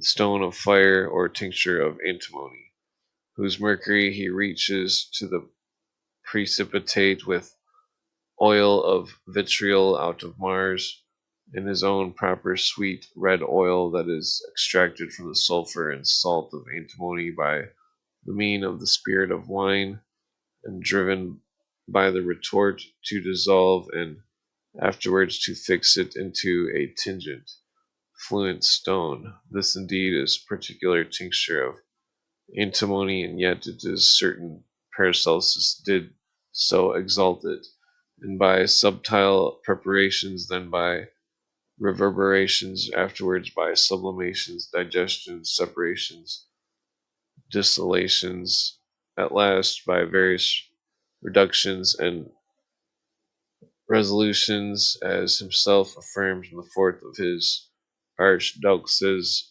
brought it to such a point of high temper that all of the admirable virtue of it was not to be found by the wit of man, that by which it passed through even all metals without diminution of its force, and made them perfect, and yet it to itself was still sufficient to tinge more and more yet, not that by which it was apparently able to propagate humane bodies sound and strong to the 10th generation. To antimony, sulfur is not alike. The mineral for both of them are to be referred to the vitriol, of which Theobrastus says thus. Keep in mind, it's most likely not about metals. It's some kind of symbolic teaching. Uh, well, somebody thought that that was a symbol of oxidized iron or oxidized copper. Let's see that it is not, and we may attain the help of the other by it, meaning the magnetic spirit of the world, which is the philosopher's true magnesia, the spirit of the world, the magnetic spirit of the world. And that says he will follow the captain of the art, that is Helios, so the sun, the artist, close. But after what manner the stone of fire out of the 3 intrinsics of antimony, by intervention of the oil of the vitriol of Mars and Venus, ought to be prepared. Basilius teaches not only in his triumphal chariot here and there, but more collectedly, and in an open method he seems to have treated of it in the manuscript of his manual practice. After the stone of fire, next he mentions the philosopher's stone and gives it the highest place, to wit, in respect of the other tinctures. Uh, Universal, but not of the universal most universal, as I shall show and prove anon.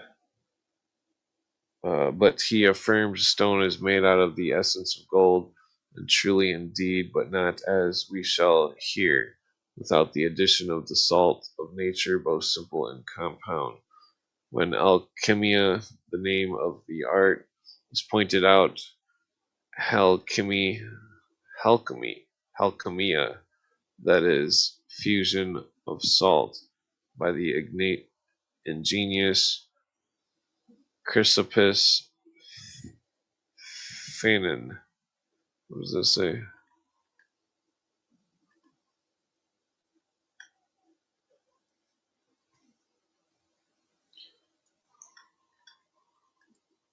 Okay, Crucifix Phenum.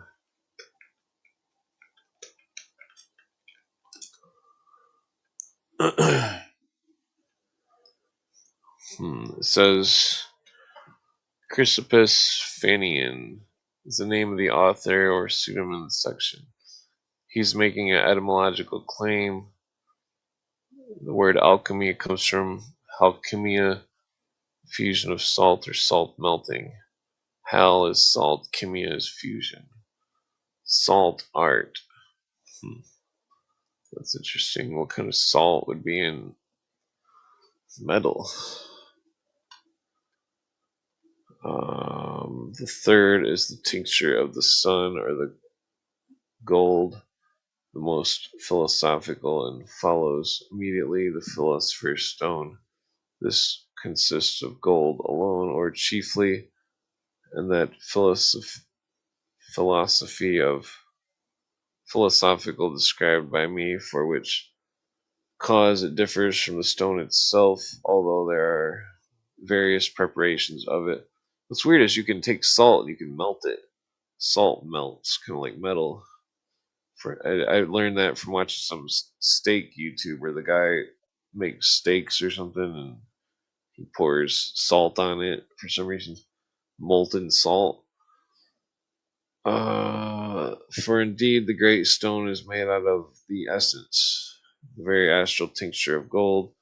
This tincture of the sun, instead of the fusile salt of nature, is content with his own salt, and comes out of three principles of gold philosophical resolved, depurated and conjoined, as we shall tell you towards the end. The fourth tincture, according to the sentence of our Basil, is the tincture of Mars and Venus conflate, that is, of the white and red spirit of their vitriol, which is the mercury and sulfur of both, together with their fixed salt, out of which the tincture is had, although without the vulgar soul wherewith it is to be incorporated, it cannot be perfected, because with it is first to be fixed, as Basil witnesses in his book of Naturals and Supernaturals, chapter 2, page 28. In these very words, because, says he, the tincture of the sun is nowhere more abundantly found than in Mars and Venus, as in male and female. Their bodies are destroyed, their tingent spirit is driven forth to satiate open proposed gold with its own blood, and by its proper something, proper meat and drink, to make it fugitive and volatile,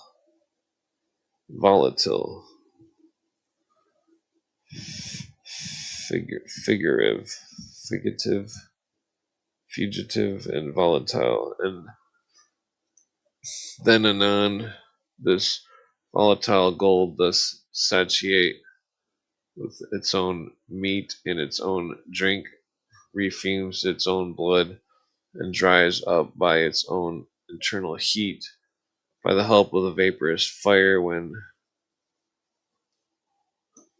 whence ensues another victory, which makes it fully fixed and highly perseverant, so that now the gold is medicine for more than fixer. To the same sense, the same author, some pages after, adds, although the Mars and Venus of this art do not stand in need of any vesture, but are able to give it to the other five, yet I dare constantly con- const, constantly affirm and assert it, that without our lion, that is, without gold, referret to the prepared as aforesaid, they can do just nothing at all, because we do not see and provide against the peremptory fixity of their mercury and the malleability of their salt to have gained from them, unless the lion conquer them again in the great scuffle, and both be brought not only to perfect solution but final fixation, as he taught afore. But here we meet with the great and notable objection that bids us stand to answer it. For Basil, in the 29th page of this chapter, does not only say plainly that the tincture of Venus and Mars without gold resolved, as was said a little before, can do nothing, but he also affirms of the vulgar gold, whose tincture is to be joined with the tincture of Mars and Venus, that the lord of all the planets, namely gold, is not able to impart to his subjects anything of his own vesture, because nature has given to it but only one rich suit, unless the servant first do further enrich his lord, and a little after he adds, the king cannot communicate with his servants any of his hereditary honor, nor give them a lasting court gallantry of habit, unless that first he do receive pensions and tributes from the subjects. And now, since this is so, it may be asked, and that indeed not without eminent cause, how it should be that the tincture of soul, according to its essential difference, can hand or from, what does it say?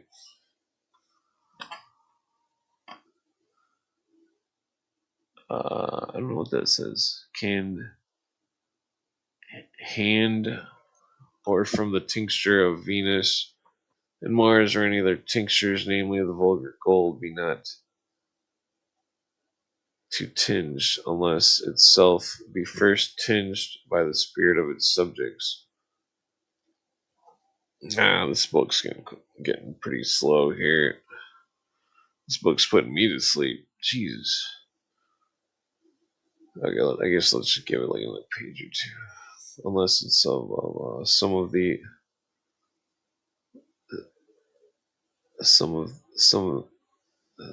some to untie this knot have betaken themselves to the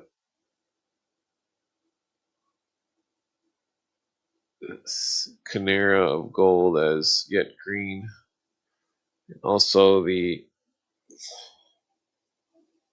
Marsafids, Marcosids, and I deny, but they may do very much, because they are not destitute of spirits, and thence, as they contend, this tincture of soul, and not from soused gold, is to be prepared and had.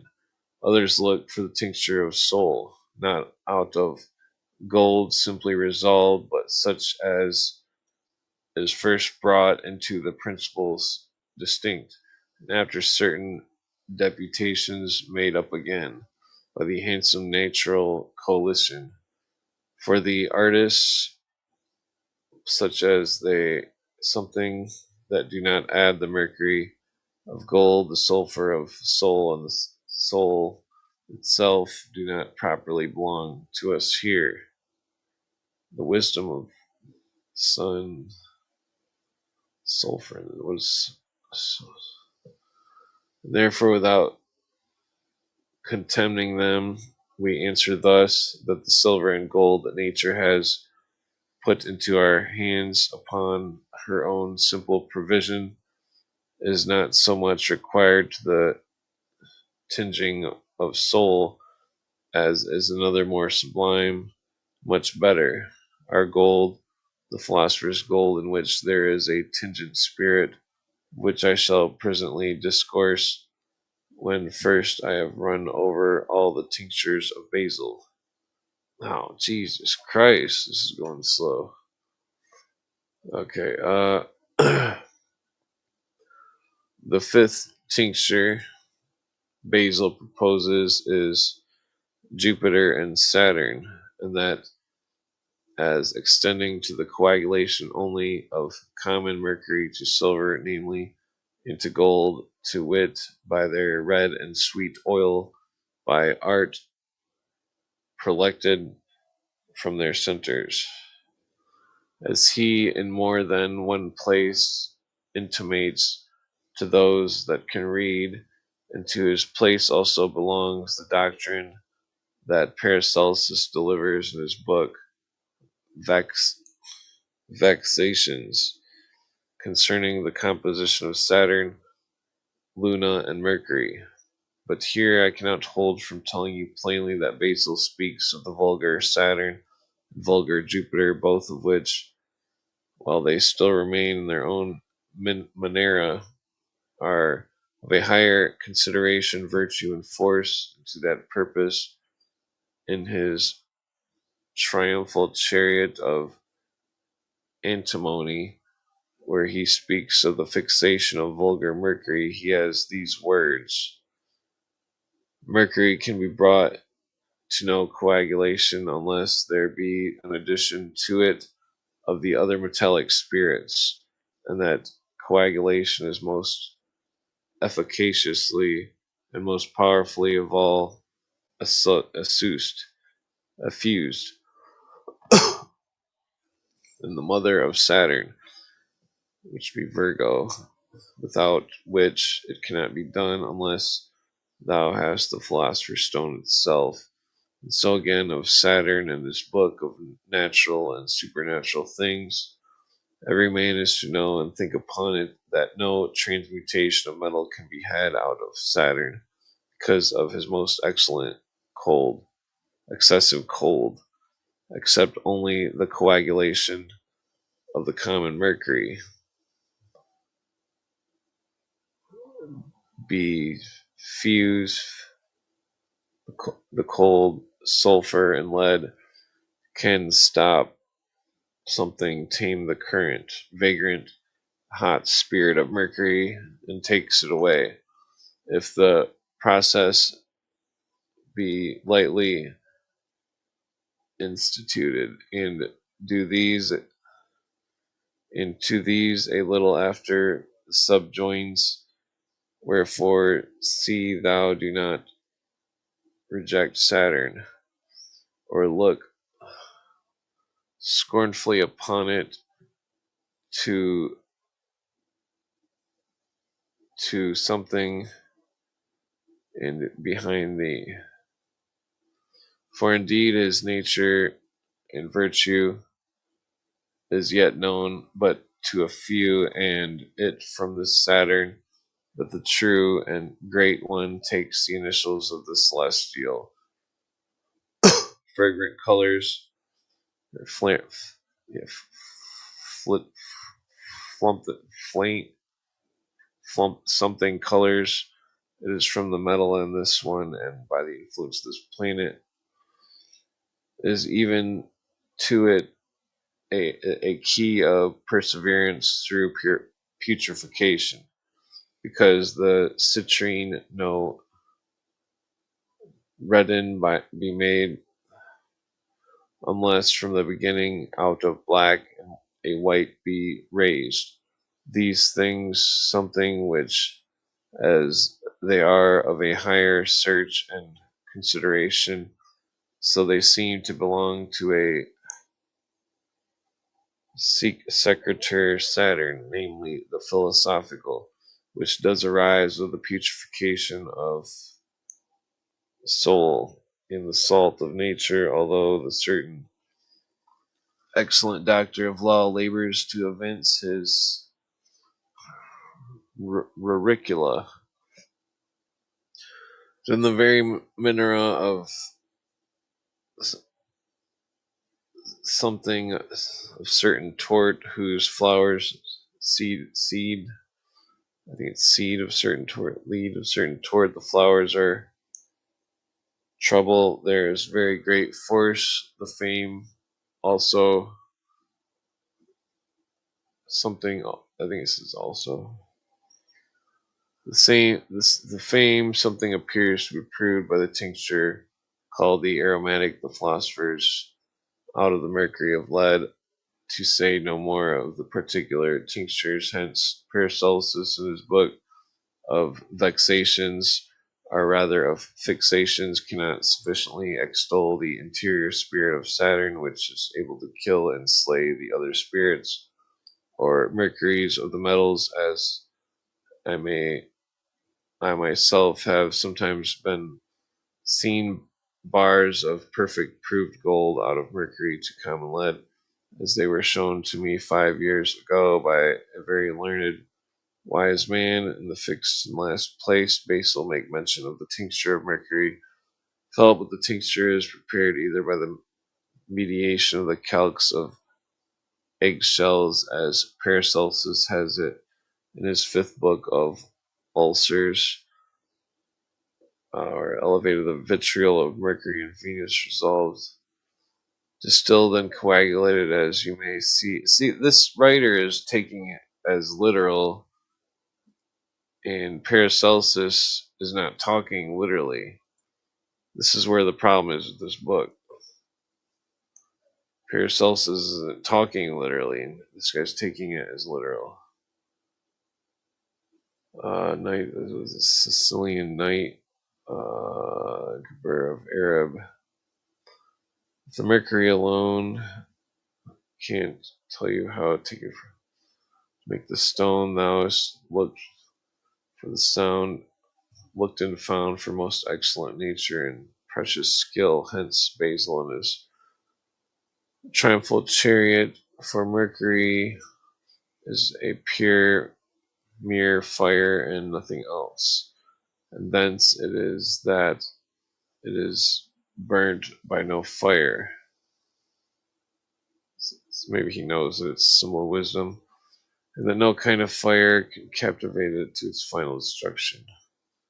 Either flies away suddenly, self spiritually in the oil. Yeah. Okay, I think I'm done with this book. This book is just.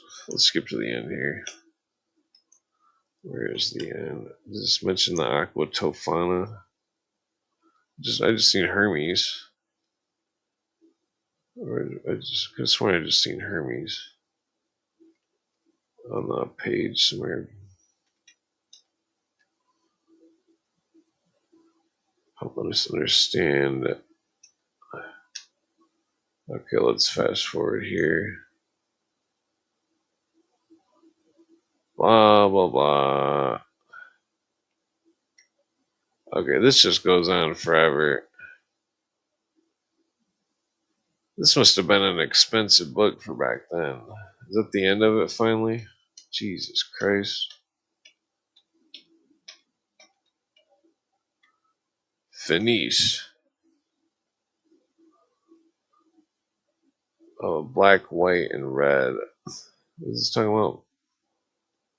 Black, white, and red. This sounds like the Nazi colors. There's a whole work, the key of the philosophers discovered with us, properties of fire, blah blah. Transmuted with matter, blah blah. Okay, well, I guess this is. So, well, Cooper talks about how they're all a bunch of fucking sublime as Jabir or Noldus. Okay, sublimation. It's all some kind of psychology. That's what it is. Some kind of metaphorical psychology. It's not a fire of the bath, nor of dung, nor ashes, nor of other heats. The fire perfects the whole work from beginning to end. Certainly the philosophers always concealed it, but I, being moved with piety and kindness to men, will declare it to you, together with the complement of the whole work. It is then the philosopher's stone, but is called by various names, and thou shalt find it hard to know, for it is watery, airy, fiery, and earthly, phlegmatic, choleric, and melancholic. It is sulphurous, and likewise argent vive, and it has many superfluities in it, in which by the living God are turned into true essence, our fire mediating, and he that separates anything from the subject, thinking that necessary knows nothing of the philosophy, because whatever is superfluous, unclean, foul, or succulent, finally, a whole substance of the subject is perfected to the spiritual body fixed by mediation of our fire. And this the philosophers never revealed, and therefore few come at the art, thinking there is some such superfluous nature to be removed. And now we are to draw out the properties of our fire and try whether, according to the manner that I have said, is to be fitted to our matter, that it may be transmuted by it, since that fire burns not the matter, separates nothing from it, parts not the pure from the impure, as all philosophers say, but turns the whole subject to purity. It does not sublime, as Geber makes his sublimations, and Arnoldus and others speaking of the sublimation and distillation, such as the perfected in a short time. It is mineral, it is equal, it is continual, its vapors not away unless it be stirred up too much. It also partakes of sulfur and is taken from somewhere else than from the matter. It pulls down all gravity, dissolves and congeals and calcines. Invention of it is artificial. It can be gravity. It is a compendium without cost, very little, and that fire is of moderate ignition, because with a premise, a remus fire, the whole work is perfected. All the right sublimations made. Whosoever should read Geber and all the rest, if they should live 100,000 years, would not be able to comprehend it, because that fire is found only by the profound imagination, and then it may be comprehended in the books, and not before. The error, wherefore, is the art of this art is not to find the fire which turns the whole matter into the true stone of the philosophers. Take it then for thy study, for if I had found this fire at first, I had not something 200 times in my practice upon the matter. Wherefore, I wonder not that so many and great wits have not something that come at the work. Come at the work. They have erred, and will err still, because the philosophers have not let down the proper agent. Only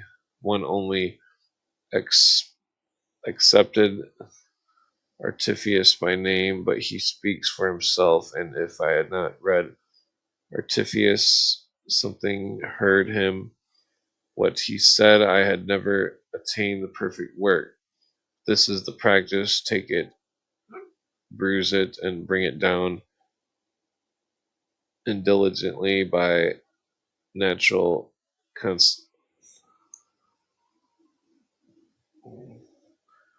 constrition, and put it to the fire, and know the proportion of your fire, namely that it is to be no stronger than only to excite the matter, and in short time, even the fire without any apposition of hands will certainly complete the whole work, for it will putrefy, corrupt, generate, and perfect, and make to appear in their times three principal colors, black, white, and red, and by mediation of our fire the medicine will be multiplied if it be joined with crude matter, not only in quantity but also in virtue. Therefore, with all thy power, look after thy fire, and thou mayst prosper in thy work, because it does the whole work, and is the key to the philosophers which they never discovered. But thou shalt come to know it by a right profound thinking upon the properties of fire set down before, and not otherwise. This I write out of piety, and that I may satisfy thee. Finally, the fire is not transmuted with the matter, because it is not of the matter, as I told you before. Excuse me. Thus much I had to mind to say, and admonish the prudent that they spend not their money to no purpose, but that they should know what they are to look for, and so they may attain to the truth in no other way.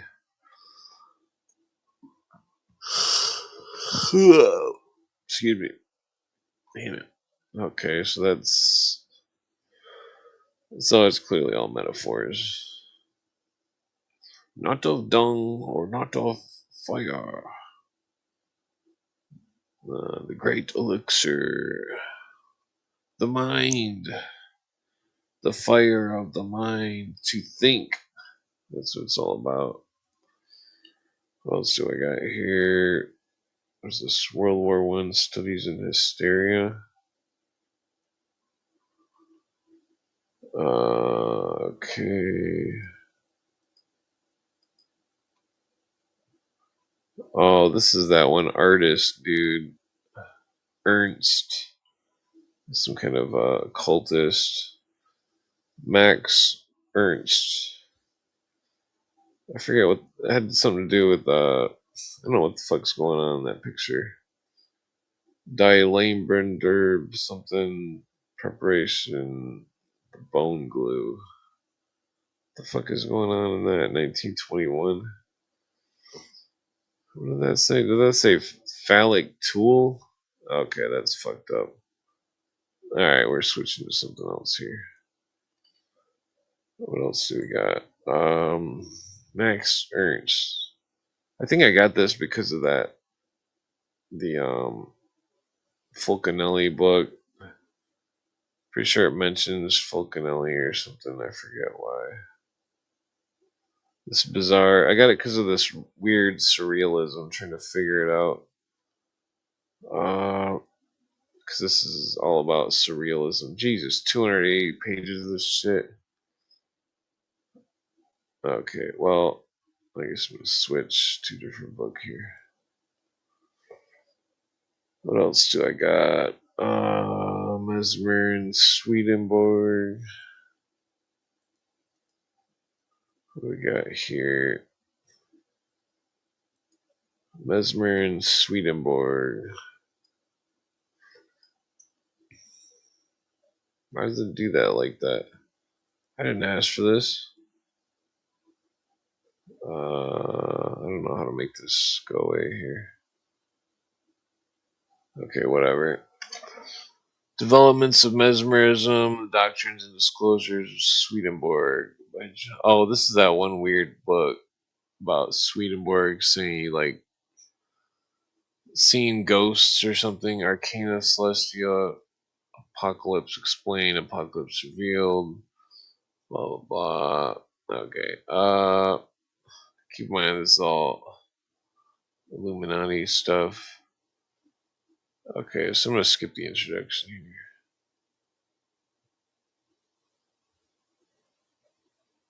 I think I went through that before. Where did Where does it start at here? Wait, what was that just quoting there? Where'd it go? Ah, shit. Okay, whatever. Wait, where'd chapter 1 begin?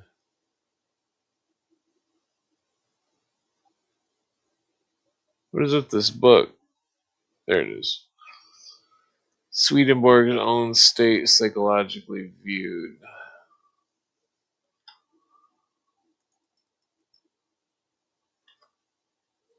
It'd be doubtless be a very natural a priori inference of Swedenborg in virtue of his being brought into prenuptial state of exactly ecstasy or trance has been enabled to disclose the particular phenomenon elicited by mesmerism. His state must itself have been in reality mesmeric. The probability of this may also be said to be heightened by the fact that the reports of clairvoyance, whether they touch upon the marvelous things of the spirit world, are usually found to be in marked analogy so far as they go with that Swedenborg himself says in regard to the same class of subjects. All this would seem to imply a community of condition to the respective cases. Advantage has sometimes been taken of the coincidence to throw a disparaging cloud over the claims of Swedenborg. He's been termed a self-mesmerized clairvoyant, although of very high order, and his relations held to differ only in degree from those which are frequently elicited from other subjects, less gifted indeed, but in their measure no less truly illuminated. Or this is Illuminati talking about. An admission to the effect would strike at once the root of all peculiar authority claimed for his disclosures and doctrines, which makes it important that the truth on his head should be set in clear light. The point at issue can only be determined by presenting the ordinary characteristics of the mesmeric state by the side of those which distinguish the case of Swedenborg. The main facts in the usual processes are agency of one person in producing what is termed a magnetic sleep in another by means of certain manual or mental operations, and the complete subsequent oblivion in the subject of every where'd that go? The subject of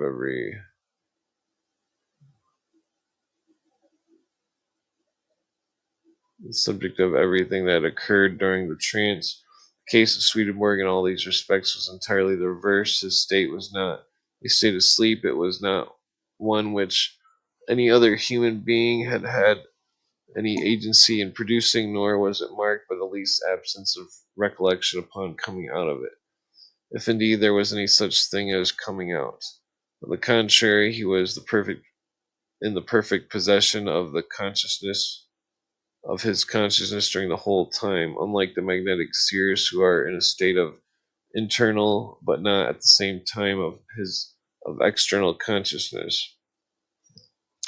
Swedenborg was both at once. His prerogative was the opening of a spiritual sight, which left him still in the full enjoyment of his natural sight. Hence, he could know and distinctly describe, in his state of external consciousness, what he saw with his spiritual eyes, and could know with perfect accuracy, free from all illusion, what was going on around him in the natural world at the same time that he perceived what was transpiring in the spiritual world. And so perfectly was he in the possession of external consciousness while in the exercise of his spiritual perceptions that on one occasion when moving a funeral procession he was actually engaged in conversation with the spirit of a person whose body was falling to the grave. So wide as interval separates the state of ordinary clairvoyance from that of the illuminated herald of the New Jerusalem. Oh, well, that's interesting. They're saying the New Jerusalem. Remember, that's London.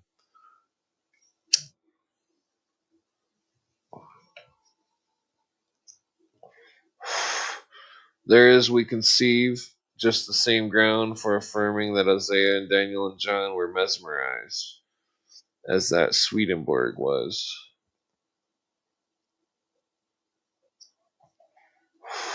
That is, if they were even real people. Our main proof in regard to the position is derived from Swedenborg's own statements respecting the condition into which he was brought in order to be made a medium of the divine communications. His works are rich in reference to the psychical peculiarities of his own case, as if from foresight and very natural and proper curiosity which would be entertained respecting it. The citations will be found highly interesting from the fact that, in making the requisite discriminations between his own and all similar states, he has evinced eminent acquaintance with the prominent. Oops, why does that do that? It goes to the next. The prominent that they were carried by the spirit to another place. As to this first, viz., being taken out of the body, in case the case is this, the man is reduced into a certain state which is mediate between sleeping and waking. When he is in this state, he cannot know but that he is wholly awake, all his senses being much all his senses being as much awake as in the most perfect state of bodily wakefulness.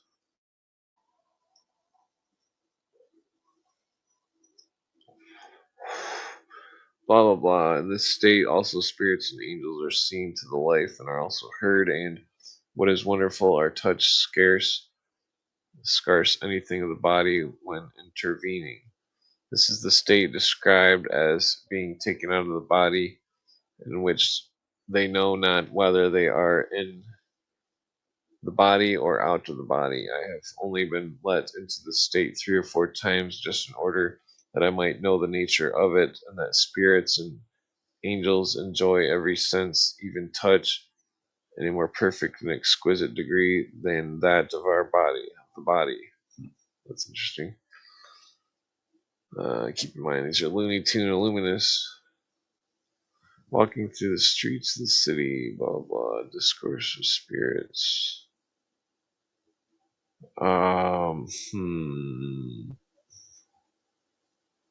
Okay, so this book is strange.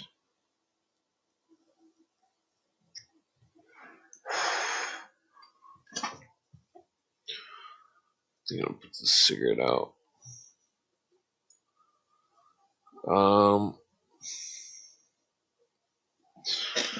Okay, well, maybe we'll just skip down here a little bit, see what's.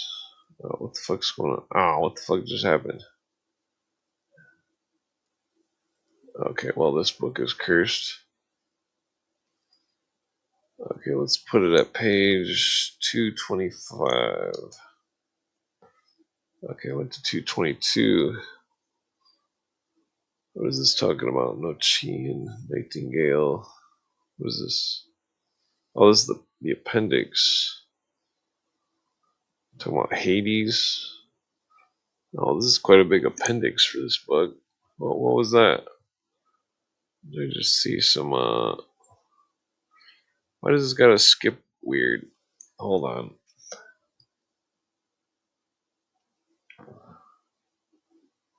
There it is. Arabic characters. Let's see what this says.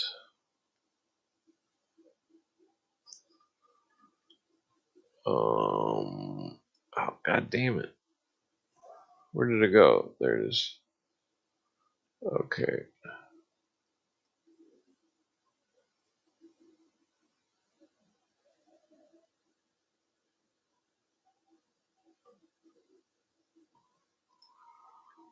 Okay, let's have Grok translate this, see what it says.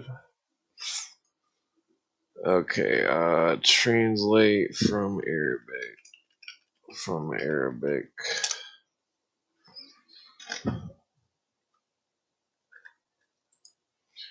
Okay, let's see what we got here. Why would they be? Is that more Arabic? Angelic language. Okay, that's interesting.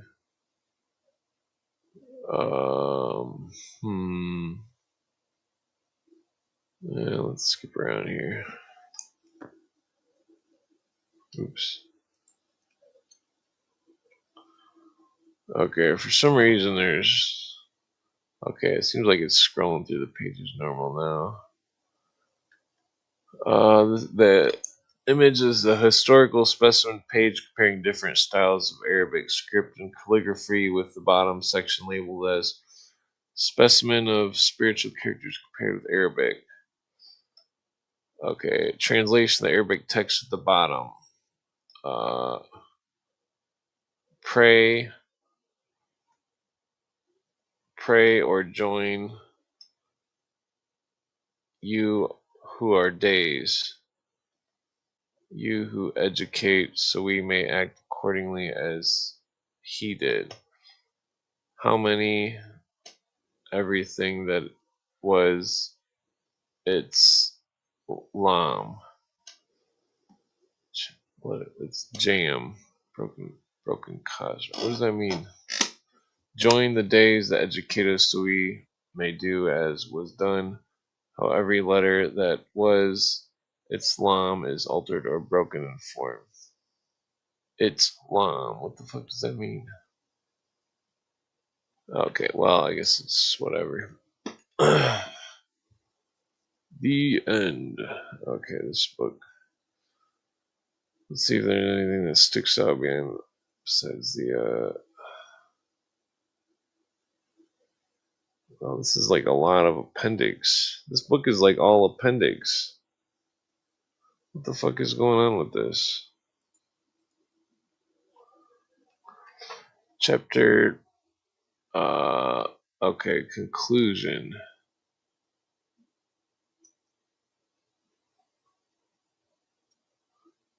One life heart, blah blah. Okay, maybe we should say fuck Swedenborg. See the seer of the illuminated.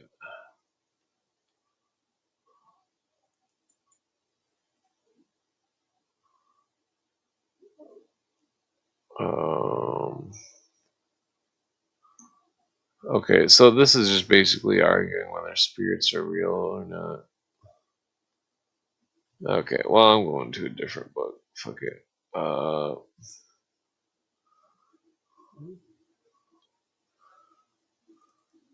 do we got here? LaRouche. Nah. I'm gonna go to something else. What do we got? History of Magic and Witchcraft. What year is this?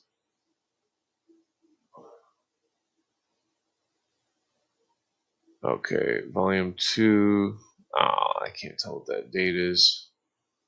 Probably 1800 something. 1851. Magic, Witchcraft, and Animal Magnetism.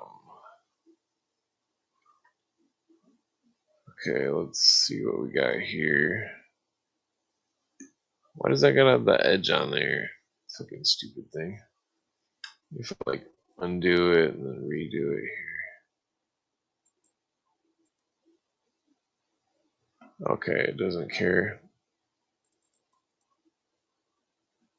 Okay, chapter 39. How is this a chapter 39? Oh, this is volume 2. Damn it. I'm gonna have to get the first volume. The elevation of Christianity upon the ruins of paganism did not immediately demolish the entire fabric of the ancient superstition. Sooner or later, indeed, by a just natural law, error must give way to truth, complete suppression of those erroneous notions which have gradually become incorporated with the religious belief of mankind must always be slow and very gradual process. The early proselytes of the new and pure faith indeed might pull down the temples and destroy the sacred emblems of pagan worship, but they could not so easily eradicate from their own minds, far less from the hearts of less enlightened worshippers, all those superstitious feelings and practices which their ancient institutions had cherished and enjoyed. It is indeed no easy matter to effectuate the entire revolution of this religious sentiments of the entire people, which during the lapse of ages has become indurated as... Oh god damn! Why's I gotta do that? Indurated, as it were, and amalgamated with the whole the whole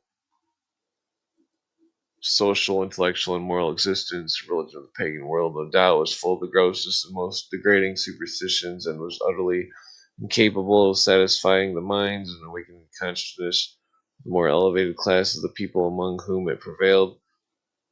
Nevertheless, it was infinitely preferable to the total want of the religious faith and worship and the indifference to those moral counsels and injunctions which are presumed to emanate from the superior world, nor ought to be forgotten the lower sphere of the existence required to be prepared in some measure for the advent of Jesus Christ, and that Saint Austin and others of the fathers of the church did not hesitate to acknowledge that some of the more distinguished among the ancient philosophers, especially Plato and his followers, had enunciated doctrines and sentiments which would have thrown no discredit upon the disciples of the Christian faith. And what stronger evidence can we have of the want of a general belief among the more enlightened classes, at least in the idolatrous tenets practices of the anti-Christian world, and the existence of the altars erected and the homage addressed to the unknown God?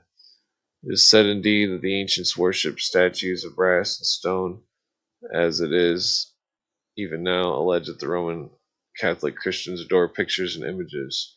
But in regard to the ancients, this assertion is disputed by Saint Austin Poussin. Why does it go so far? Ponius names the artists who made these statues, and Pythagoras had said, quote, "Do not attach your own resemblance to God. Do not attempt to represent his countenance." End quote. In short, it would appear that what is merely intended to be adjuvant of their faith has been erroneously considered to have been the actual object of their adoration.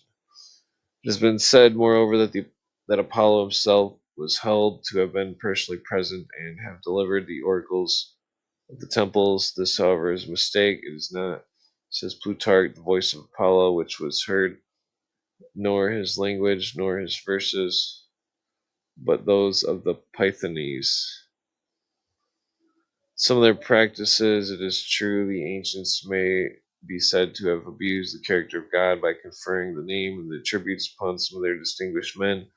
But in these early times, and in the absence of all the direct revelation, mankind seemed to have conceived that they were conferring an honor upon the supreme deity by associating with him all they considered most pure and illustrious upon earth, and surely this was better than utterly to disavow his existence or to deny him the homage which was his due.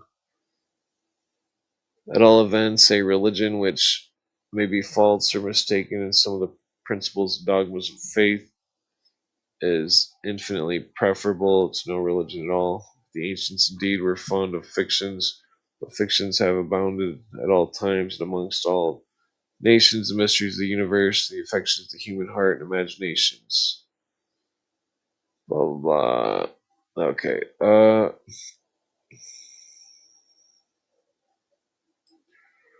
Let's skip ahead here, see if there's anything interesting. What did I say? Did I say? Why is it gonna be at the top now? Okay. Could have sworn I seen the word demon. Asclepius and Apollo. Okay, sternal thought, secret impulse, stand for blah blah. God, let's get out of here. Why does it say I'm on the same page? What the fuck is going on with this? Oh god, this thing's retarded. I'm gonna close these other two. Maybe it'll quit fucking up. Oh, wrong button. Okay, what is this history of magic?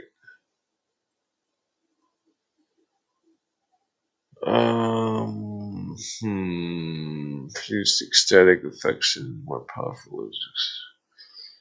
Okay, this stuff's going on pretty slow here.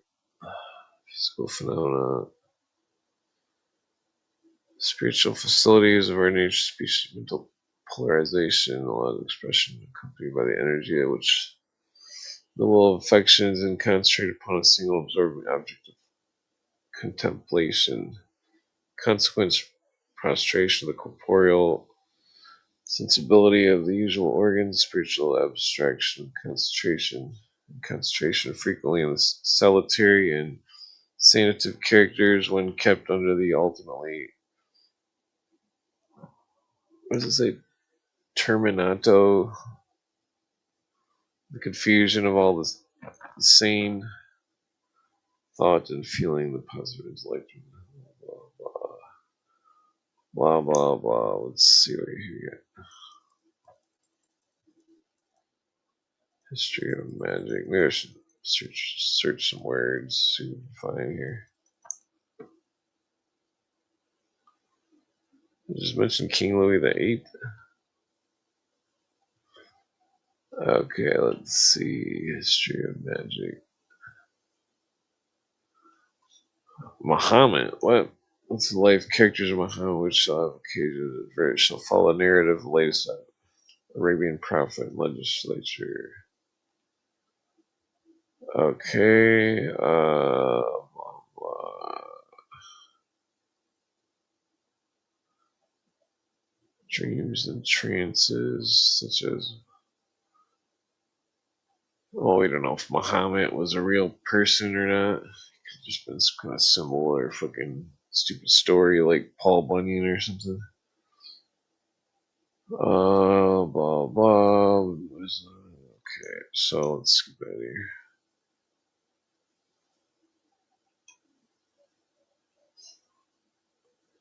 Dr. Da Islam. Did that just say audit? I could have sworn I seen the word audit. There's no way I'm gonna be able to. Hold on here. Oops, that's not the right word.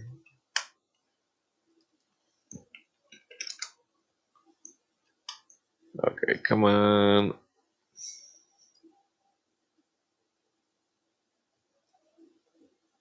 Okay, maybe not. Let's see here.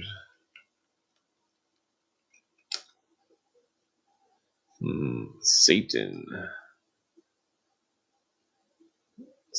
Influence of his satanic majesty. What the hell is this talking about? Blah blah blah. Metaphors, scriptures, symptoms. Let's see. Tormented, believes that she has fallen under the power of Satan. She is conducted to a priest who clothed her ecclesiastical robes and ornaments, assuming an air and attitude of peculiar solemnity, attempts to dislodge the spirit of darkness by means of his poised conjurations. Can we be surprised that in these circumstances the disturbed imagination of the patient should throw her into a state of, oh, God damn it, get away from there, ecstasies which even moral excitement frequently produces in predisposed persons? These remarks too may explain the reason why at all times the majority of the possessed have always consisted of females. These possessions have multiplied to such a degree at certain periods as to have been justly entitled epidemical, and they assume such a variety of forms that it becomes difficult to select any one instance which might afford a perfectly correct idea of the whole class. Such cases, indeed, of the manner in which they are reported, generally present a certain amount of truth mingled with some gross errors and misconceptions, and therefore it is no easy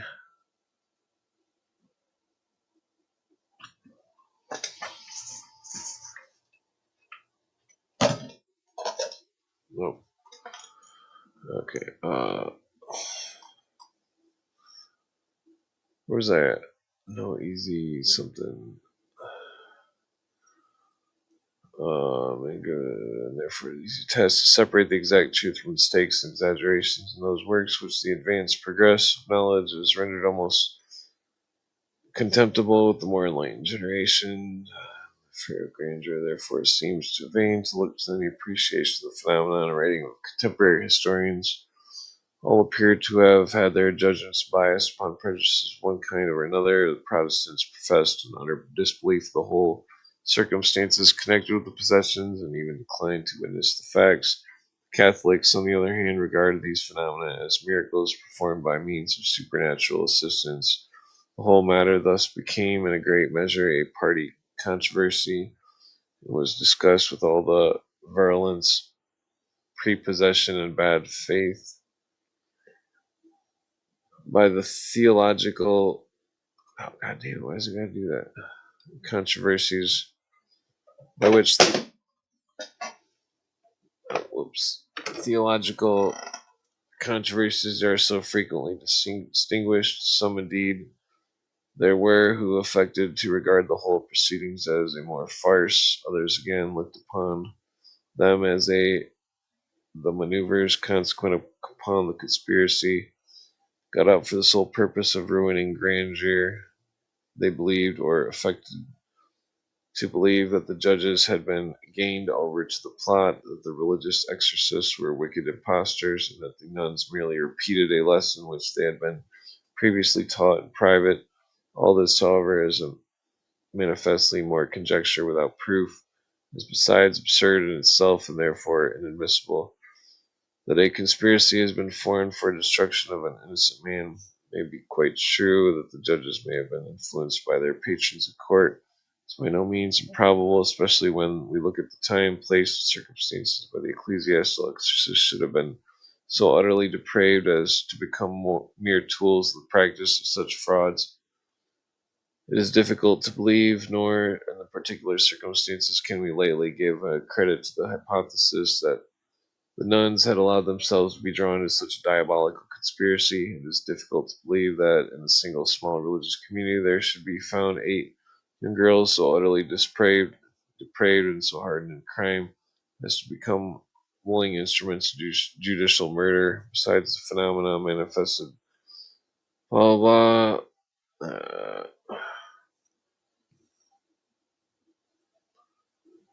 Symptoms of possession, blah blah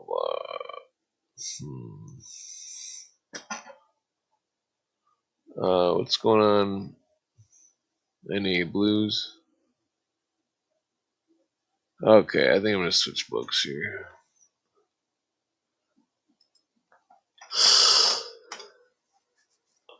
There's a book about Salem from 1692. It's pretty old. Pretty darn old. Oops, too far. Oh, why isn't this? God. Why can't I grip the page or whatever? Okay, there we go. Okay, for some reason it's in a weird mode where I can just. Okay, let me just try to zoom out. Oh, wait. Okay, there we go. Yeah, usually I can like click on the page and move it, but it's not letting me do that on this. Okay. Witchcraft in Salem Village, 1692. Oh, this is published in 1916. It's that book with all the demon pictures. Let's see. Salem, early witchcraft cases.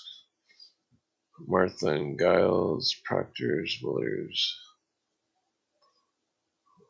Let's see. Never, even back in the days, people talked about the BS practice of exorcism. Oh, yeah. Yeah, it's probably all psychological. It's kind of, and there could be real demons and such, but I mean, I think demons and spirits are real, but most of it's probably psychological. Maybe 1% of the exorcisms are real. Damn, I need to grab a snack or something. I'm fucking starving over here.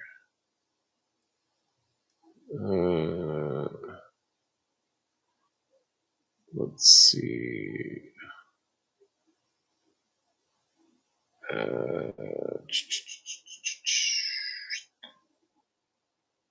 Okay, well, I'm gonna grab a snack real quick. I'll be right back.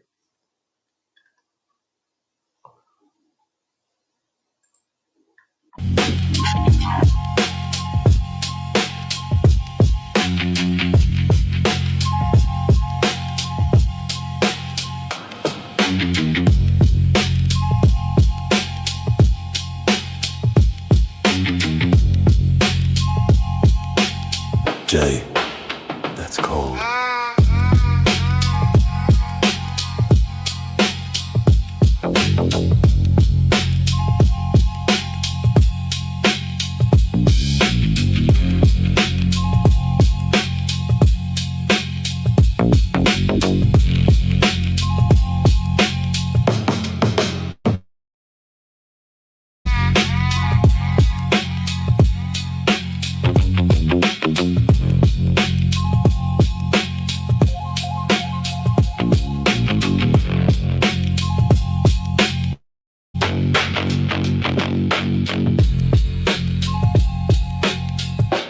Jay, that's cold.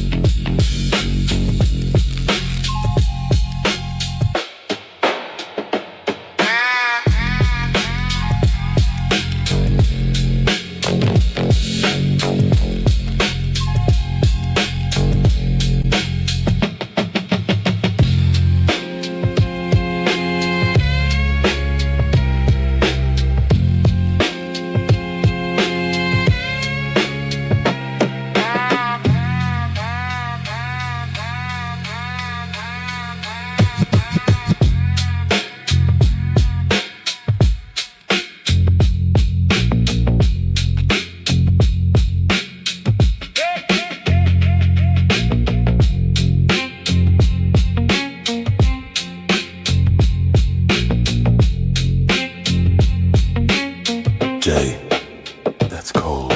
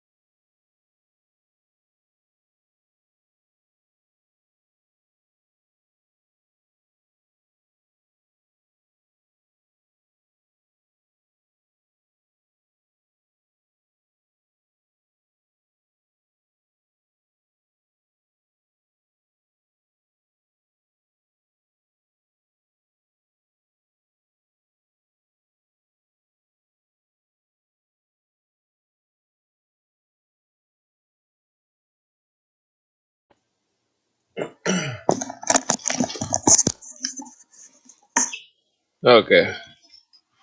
Sorry, that took so long. Okay. How long is this beat? Oh, I thought it was 3 minutes. Only 2 minutes. Okay. So yeah, damn, I ate like a bite of this cinnamon roll thing that was way too. Well, it tastes pretty good. It was way too dry. The I ate like some chicken. And I gave some of the chicken to the cats outside. So yeah, the Man, that cinnamon roll was so dry. Okay, well, let me find a different book here. This one seems kind of, let's see, why do I have all these demonology books? Okay, let's check this one out. What is this, early 1900s, London, 1881, okay.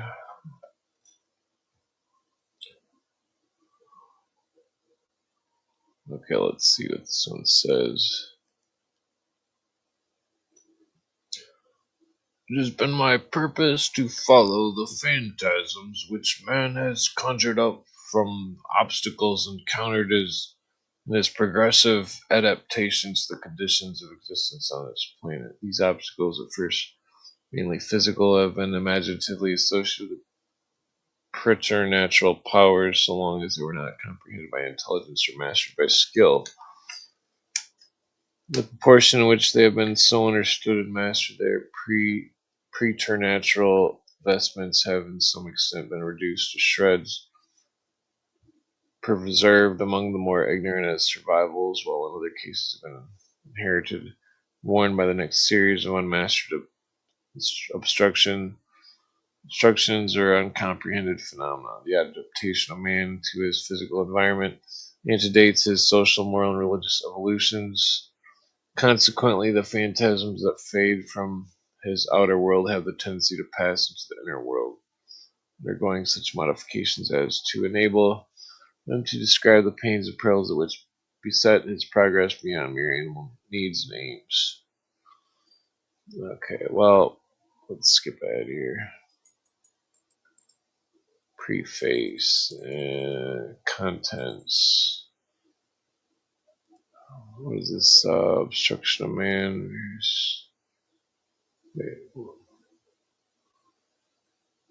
Ex-god, deities, demonized for conquest, theological amnesty, devil worship attested to arrested deism, survival, degradation of deities indicated in names, legends of their fall, incidental signs, divine origins of demons and devils. Good names, euphemistic, their mixed character illustrations, Beelzebub, Loki, demon germs. Origin of deism, evolution of far, news illustration of witchcraft, pantheism. Let's see.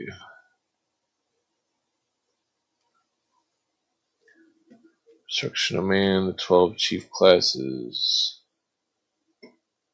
Kefmira, the Hindu sun devourer, the earth monster. Purcell, Franconian customs. Shaitan as the moon devourer, Hindu offering the dead.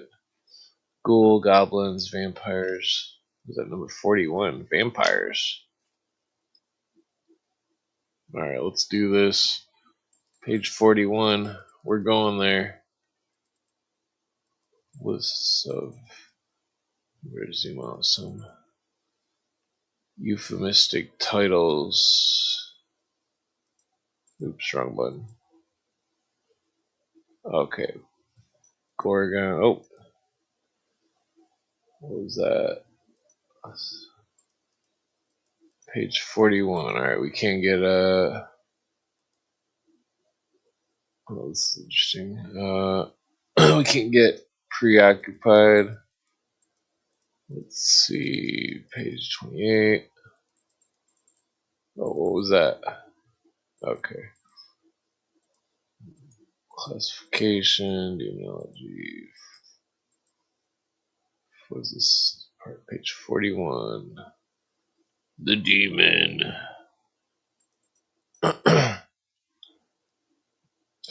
So I'm guessing the vampires.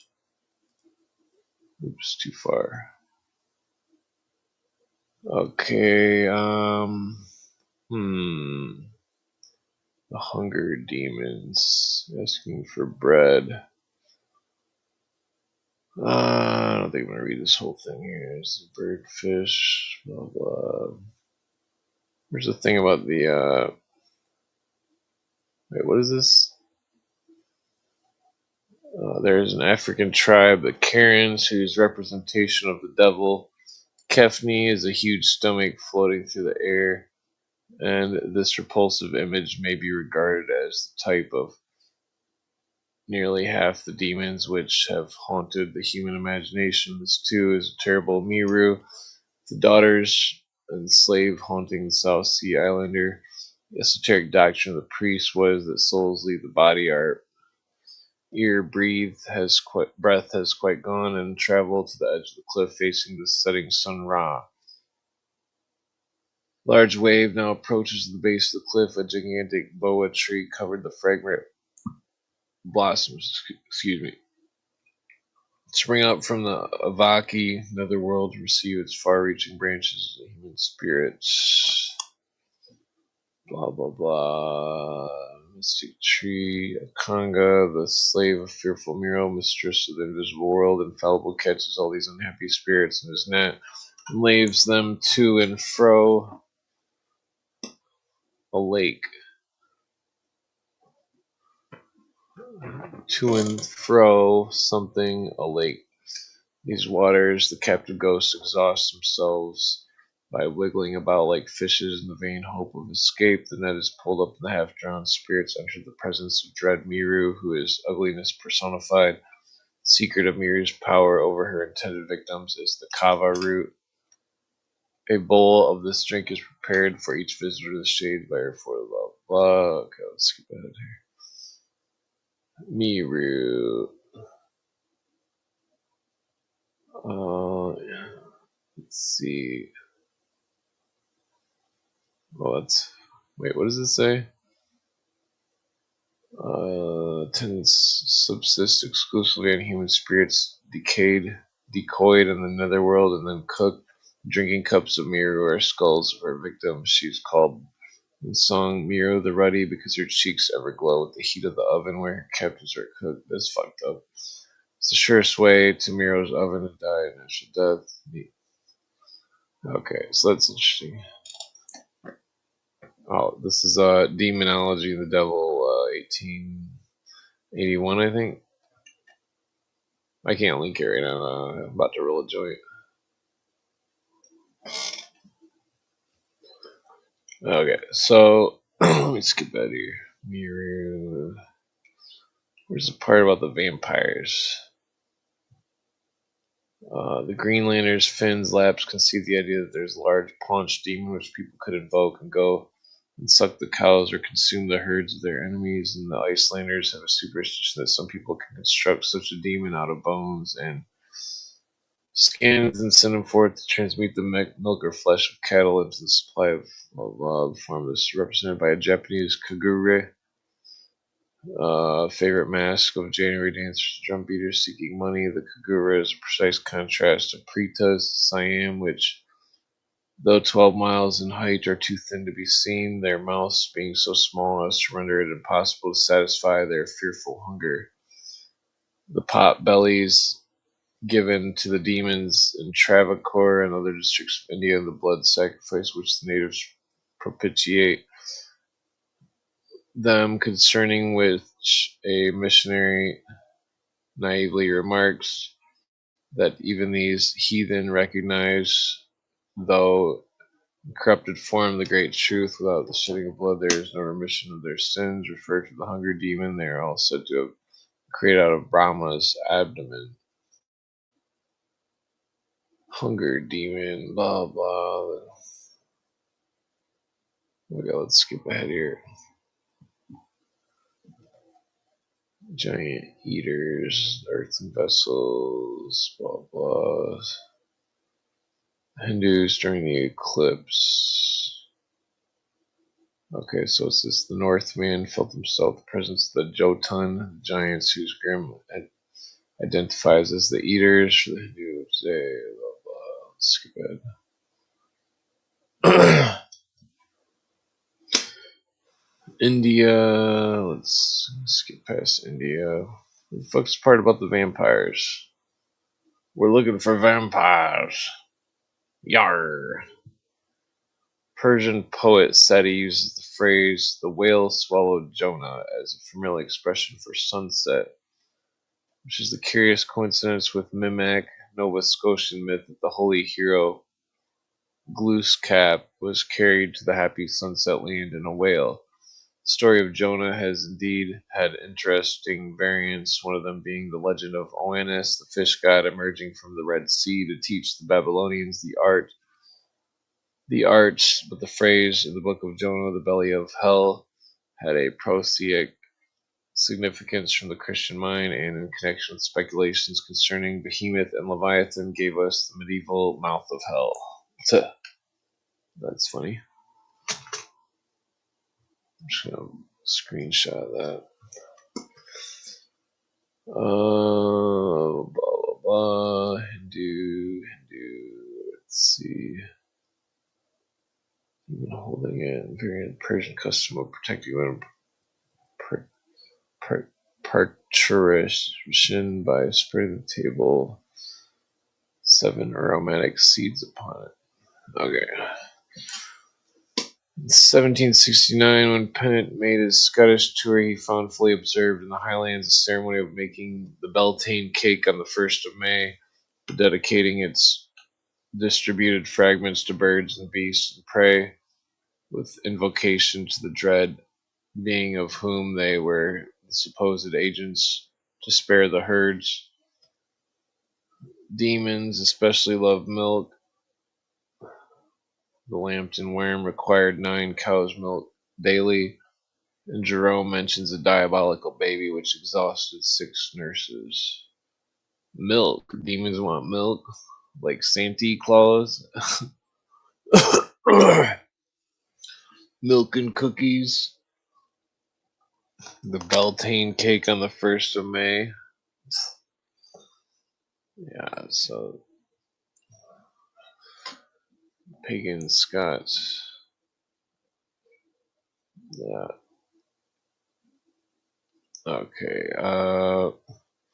The devil not only inherits among the peasantry of Christendom the attributes of the demons which preceded him, but it must be understood that in every case where veracity is ascribed to the devil, a primitive demon is meant, and of this fact the superstitious peasant is dimly conscious.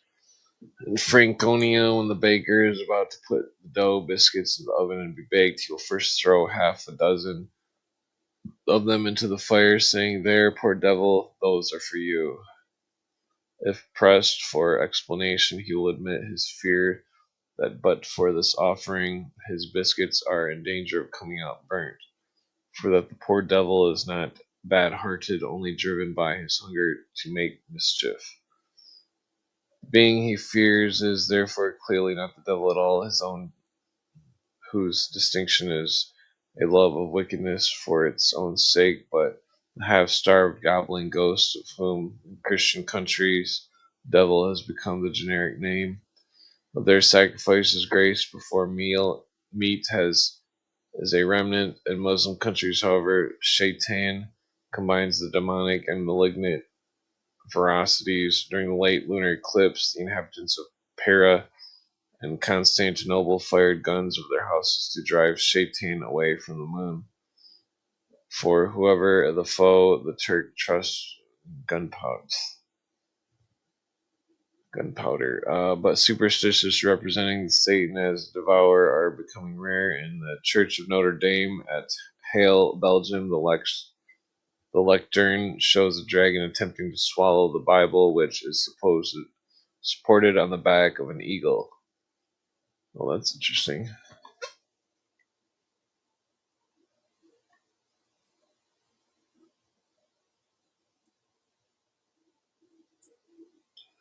There's another and much more formidable form in which the hunger demon appears in demonology. The fondness for blood, so characteristic of supreme gods, was distributed as a special thirst through a large class of demons.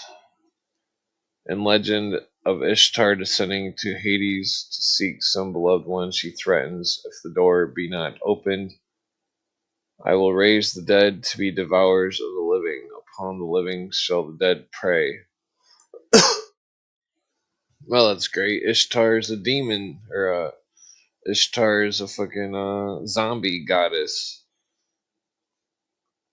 This menace shows the Chaldean and Babylonian belief in the vampire, also called Akaharu.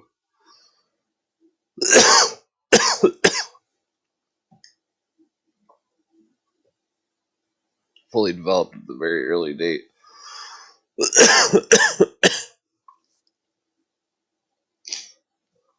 Although the hunger demon was not very fully developed in India, does not appear to have been any time so cannibalistic, possibly because the natives were not great flesh eaters. In some cases, indeed, we meet the vampire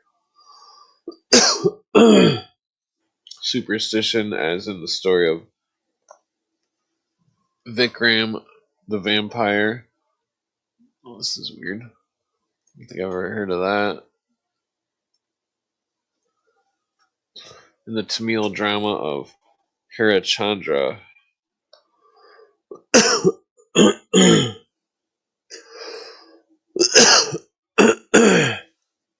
Excuse me. Where the frenzied Sandramati says to the king, I belong to the race of elves. Kill that child in order I might feed delicate flesh. Such expressions are rare enough to warrant suspicion of there being importations.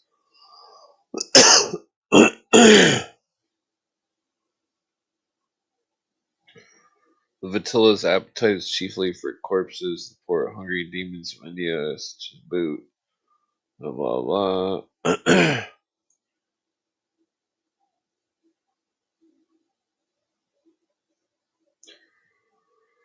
The Manes say, oh, may that man be born in our line, who may give us milky food with honey and pure butter, both on the 13th of the moon, when the shadow of the elephant falls to the east. Bloodthirsty demons of India have pretty generously been caught up, like Kali, to a higher symbolism.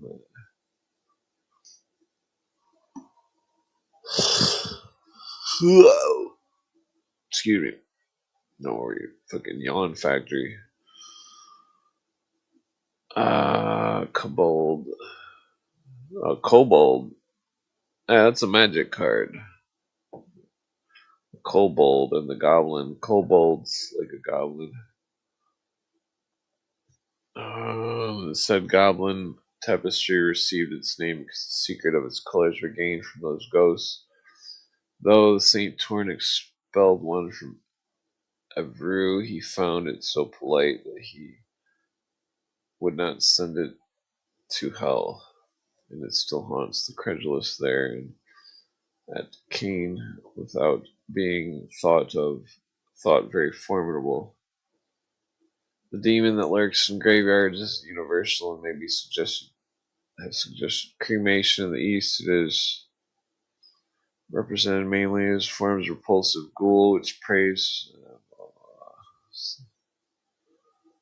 Slavonic phantom called vampires. Particular fearfulness represents the form of any deceased person may appear not ghoul-like, Tibetan.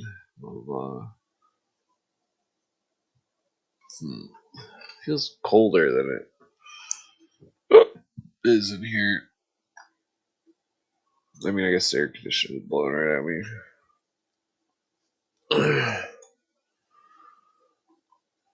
Okay, Slavonic vampires have declined in England and America to be the ogres who smell the blood of the Englishman but are rarely supposed to enjoy it. But it exposes the real ugliness of the pious superstitions sometimes deemed pretty, that in the proportion to the intensity of the belief of the supernaturalism, the people live in terror of the demons that go about seeking whom they may devour. In Russia, the watcher beside the corpse is armed with the holy charms against attack from it at midnight. A vampire may be the soul of any outcast from the church, or one of whose corpse before burial a cat was leaped or a bird flown may be discovered. Blah blah. This is all superstition. Let's see. Hero awakes the heart of the hare and remains a coward after Ever after.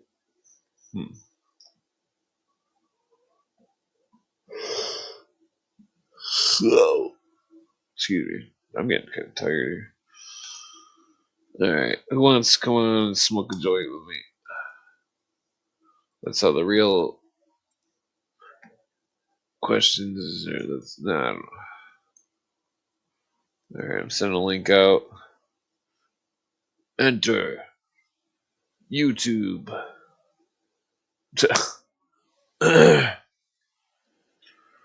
Let's see, in Germany, Notch Zerers, dreaded even very surprised regions. One of my friends had a hunting story. He was telling me when I was smoking a joint with him. He said, he said him and his buddies were out hunting, and that he said that he said they were up in the tree stands, and that his son was up in the other tree stand, and that he's seen some kind of like globular translucent thing or something. He said there wasn't any fog out. He said it was like a globular type thing that was floating in the air, and he thought maybe his eyes were fucking with him. But then after they got it, his son told him the same thing, that his son seen something too that looked very strange, some kind of ghostly apparition or something. Damn it! I lost my lighter. Okay. Oh. Okay, there's. Seemed pretty interesting. Oh shit! What just happened? Okay, I'm still here. Okay, I dropped the mouse. Where'd the book go? Okay. Oh wait, the book's not on the page anymore. Okay, so whatever. This book is. It's okay, but not really the greatest. Well, there's some demon pictures. Nah, fuck it. I'm just gonna roll a joint.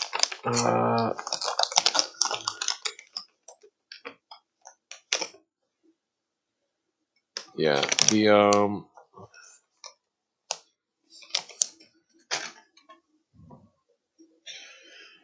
let's see.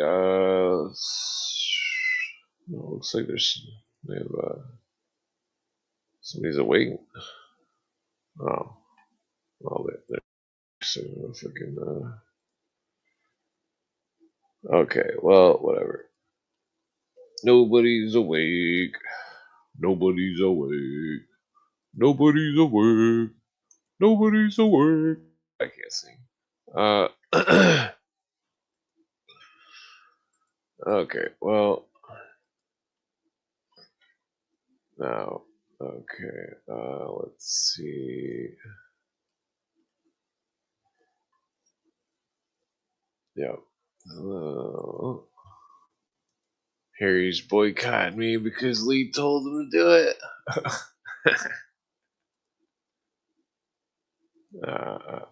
Okay. Well, I'm just joking. Hopefully, Harry's okay. I've seen him around a couple days. Let's see. Seals. Okay, well, I need to get off this book here because it's boring here. I mean, there's other books, but I got too many books here, and I'm not trying to stay on much longer. I've been on here for like 3 hours. Well, so I guess since nobody's come out, I'll put some rap beats in. Let's see.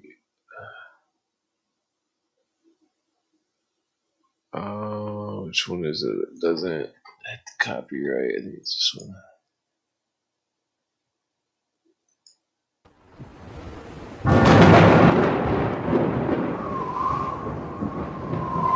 Let's see. Okay, it's like the slowest song intro ever.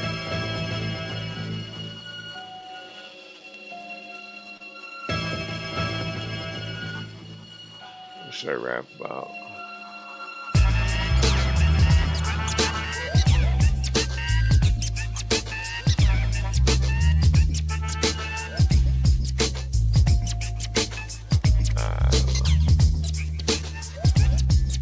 Yo,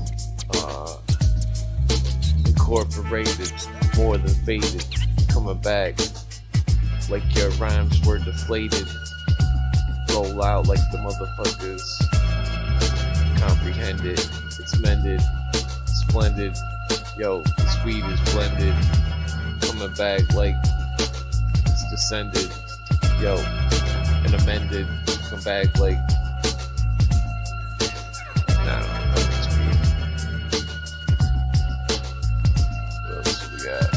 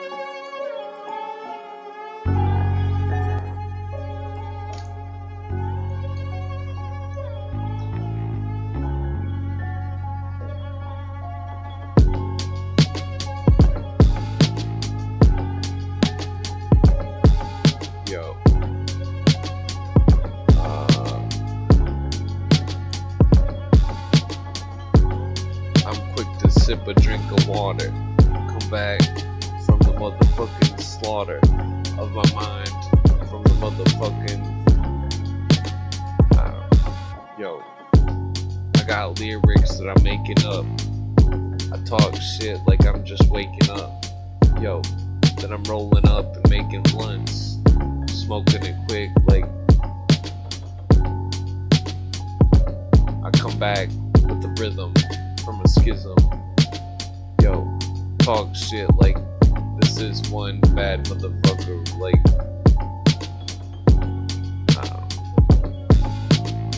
I got nothing.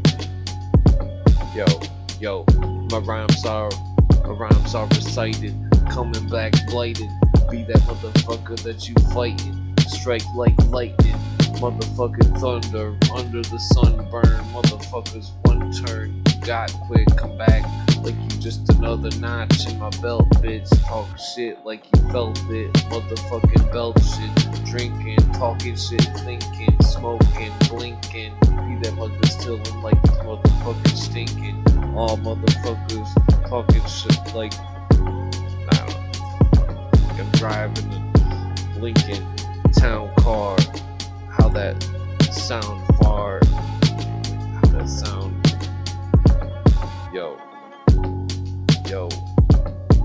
I got nothing. Yo, fat luck, my raps suck, motherfuckers talk shit, I got mad luck, yo, roll through like I had bucks, but I'm broke as fuck, but I toke a blunt, talk shit like I've spoken up, yo, got the rhyme shit so irrelevant, talk shit, motherfuckers roll like for the hell of it, yo, reppin' shit, come back like definite, yo,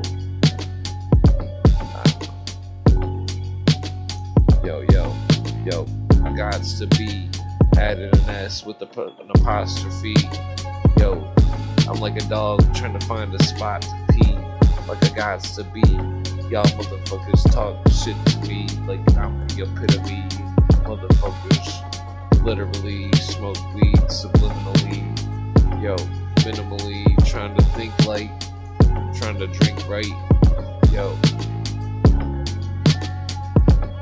what's up, Chattahoochee, yo, Chattahoochee, like a hoochie's coochie, how does that song go?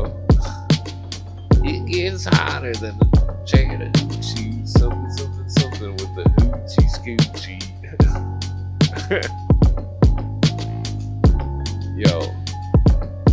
Yo, I rap like I'm country, fat like the blunt bee, come back like a bumblebee. Y'all motherfuckers trying to rumble me, smoke weed like I'm tumbling. Yo, fumbling the ball like I quit. Y'all come back like I'm spitting y'all. Yo, I spit at y'all. Yo, I don't know. Yo.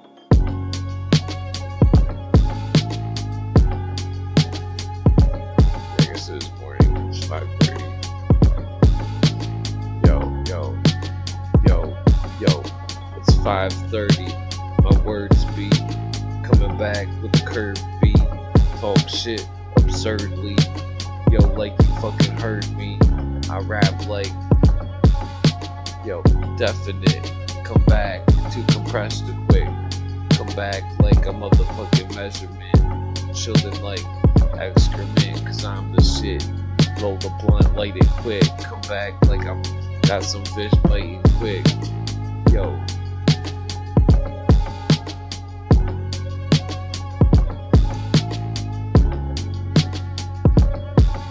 Yo. Oh, the beat's over. I guess I'm gonna switch.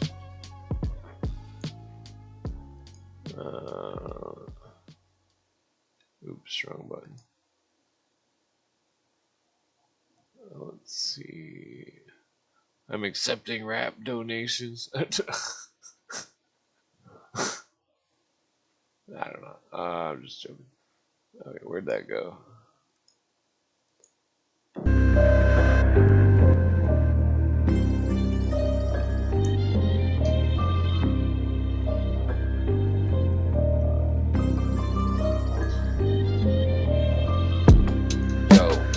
On the moon like Luna, and then I seen a chick and she smelled like tuna.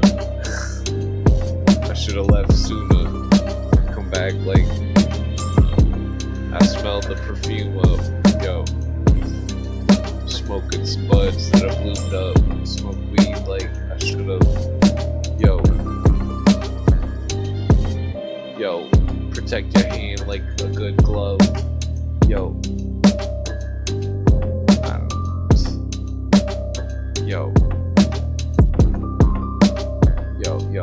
Yo, I'm about to roll a joint that is so phenomenal, and then when I smoke it, it's astronomical.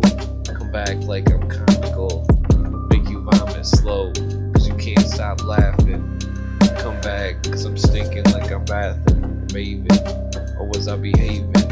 I'm like an ape that's shaving. Come back like I'm tricking you like a raven. Yo, I'm out staying, my welcome, seldom, come back like, yo, these pearls of price, I held some, y'all motherfucker yelled some, yo, don't get held up, or hold out, come back, the weed spot, and it was sold out, talk shit like, my words are just rolled out, I be the trash that fucking got thrown out, y'all motherfuckers, what you known about, chillin' like, yo, whose house, it's Corona's house, yo, smoke weed and it's emblematic, come back like I'm quick and static, lunatic, talk shit, reacting, y'all motherfuckers, fracking for gases, come back like it matters. Yo, it flattens, talk shit like what happens, yo, I got yo, my rhymes are idiotic, come back with shit that's symbiotic, yo, and then I got some crippled tonic that I drink and fall back and say what's up, where'd my wallet go, yo, rapping so slow, cause I got no dough. YOLO. Yo. I forget what YOLO means. You only laugh once. Yo. Yo. Man, this joint's taking forever to break up. Response. Yo. Forever. Come back with lyrics that are clever. Sever your motherfucking brain forever. Metaphorically, come back to the spot where the glory be. Don't ignore the beat, gotta rap to it. Come back like a motherfucking half movement. Now keep stepping, keep lepping, keep on leoparding like a leprechaun. And you better be stepping off, talk shit like this shit's.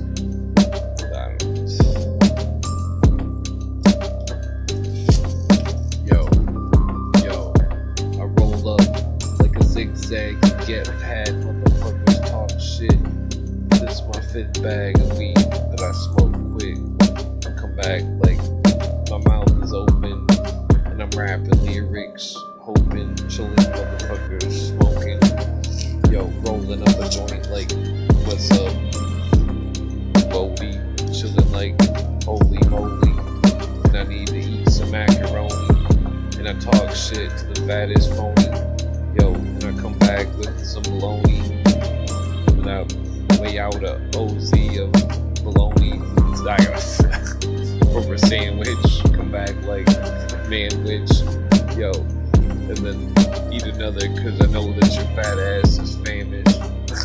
Nah, I got nothing. Yo.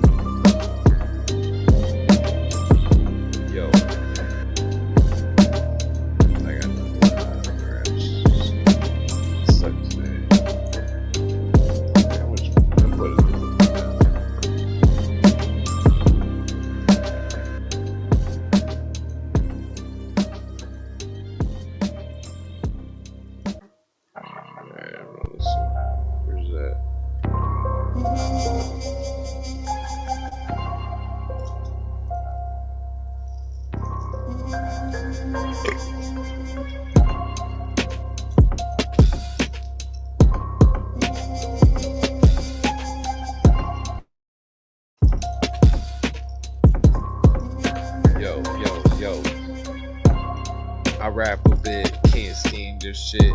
Rap immaculate, like I had to stand up and motherfucking roll a joint.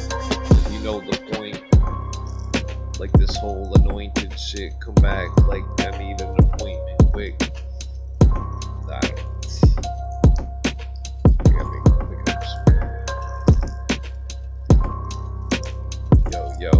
Yo, I made it. Got played quick, then I jumped out the matrix with a statement.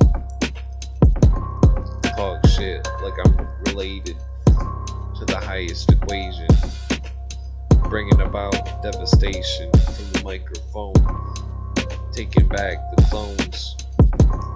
Yo, talk shit, the known knowns and unknown unknowns. Yo, the new world order ruled from one throne. Yo, speak so much lies, how your tongue grown. Yo, I was shown the way, like this blunt that I rolled today. Like I smoke away, like you motherfucking throw your hope away. Yo, like that's what they told you to say. Yo, come back, like motherfucking, I'm retired, smoke weed, and I'm an umpire. Trying to find the motherfucking one liar. Yo, trying to find the one messiah. Smoke weed like motherfuckers fired. Yo, and now I keep it Michelin like a tire. So I'm tired. Yo, expired. Come back like the furnace was refired. Yo, I don't know.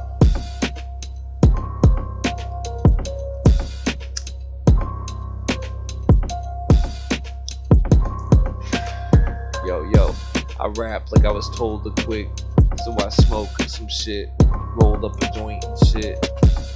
Yo.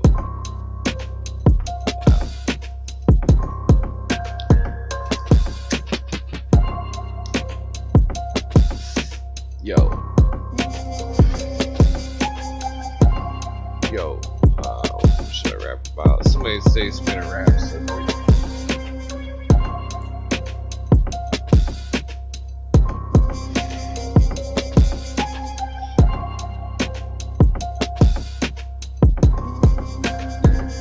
Yo.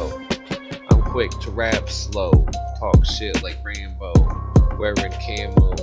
Ride on a camel. Talk shit. Cause I'm a mammal. And you a lizard. Eating chicken gizzard. But I'm a wizard. Come back with the Swizzord. With the swisher. Roll up. Split. Split with the blunt. Like motherfucking hold up. Yo.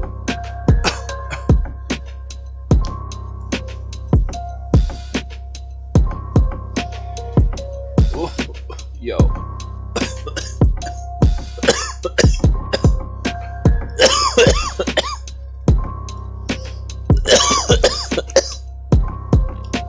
Whoa. Oh, I had a cool line that I was gonna say, but I forgot. Yo, I'm filtered. Yo, coming back to light like a flower that was wilted. Wait, I think I meant withered. Yo, come back like Leonard Skinner. Yo, at the vineyard, trying to make wine. Heard it on the grapevine. Yo, that's how I consummate mine. Yo, and it's eminent. Come back like I spent a cent.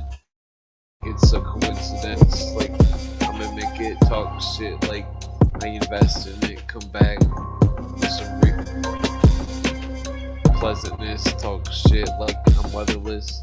Yo, come back like a pillow that was featherless. Yo, I'm forever bust the lyric. Talk shit to spirits that hear it. Motherfuckers talk shit, it's apparent. Yo, I don't know. Nah, I can't really think of any cool rhymes. I'm just making shit up.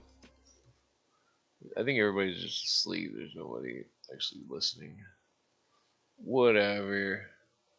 Alright. Well, I'm going back to this beat. Fuck it.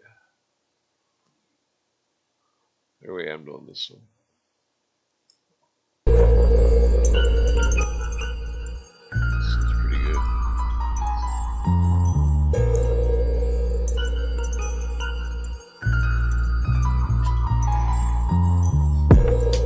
Seems like I can rap better when I close my eyes.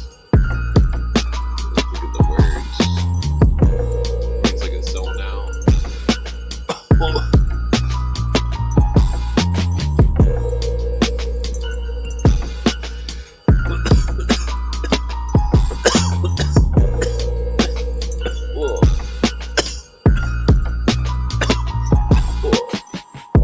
That was pretty good.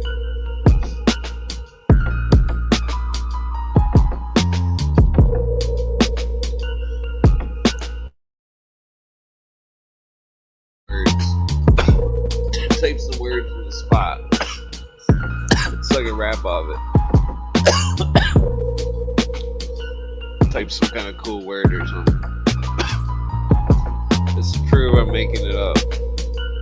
Freestyling. Improv. Yo, I keep it improvised, stylized, realize, talk shit. It's the real size. Smoke weed like it needs fries with a burger and a large drink. Yo, back in the truck with large Marge on the brink. Yo, large Marge in charge of the garage and the orange. I don't know.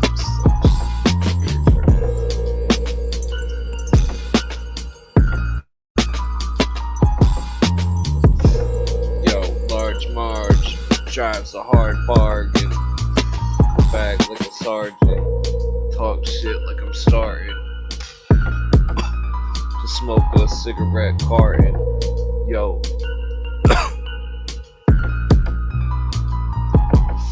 And you got a booger on your face and it was fucking hardened. Dry to your face like you ate it cause you were starving. Second. Whoa.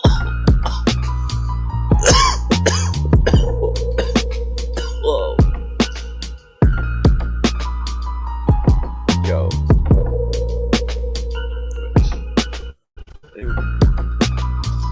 Nobody's got any words that I should wrap off. Type something in the thing and I'll wrap up. What's the spirit of rap? For the spirit of rap. Okay, well.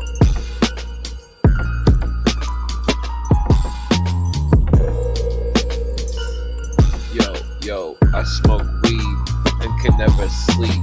My rhymes are forever deep. Yo, forever heated. Talk shit like we beefing. Then you come back and you griefing. Yo, smoke weed with briefness. You better cease this. Talk shit like your lease is up. Yo, release the fucks that I give. Come back like I'm rhyming silent. Yo, motherfucking come back with a trident. Yo, talk shit for 5 cents. Yo, losing my senses. Talk shit relentless. Got a quirk, thirst, trying to quench this. Yo, come back and bench this. Yo, analyze with forensics. Yo, talk shit like impending doom, consumed by the motherfucking balloons. Talk shit like motherfucking goons. Yo.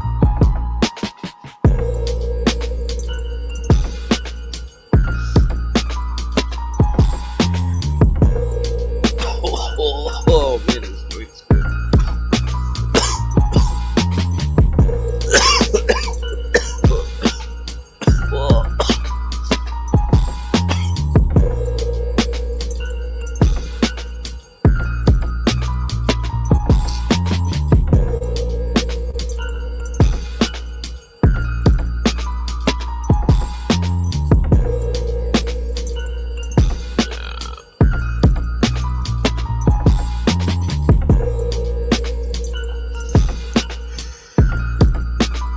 Oh wait, Luxor. Don't you always say Luxor?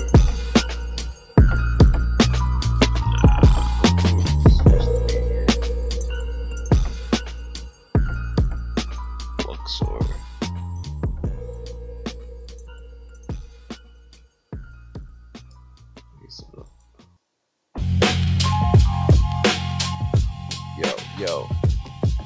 Yo. I'm at the Luxor Hotel with no smell. Come back like, oh hell. Yo, what I bought this tux for? I'm at the Luxor. Chillin' like I need $5 for a drink to be drinking. Chillin' like, I don't know.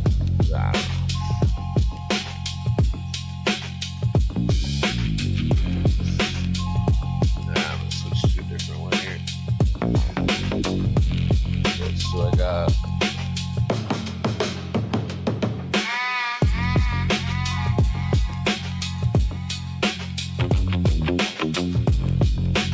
whatever I'll do. Well, I don't know if that one's copyrighted.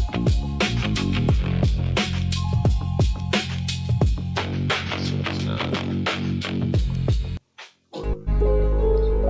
Oh, I forgot about this beat.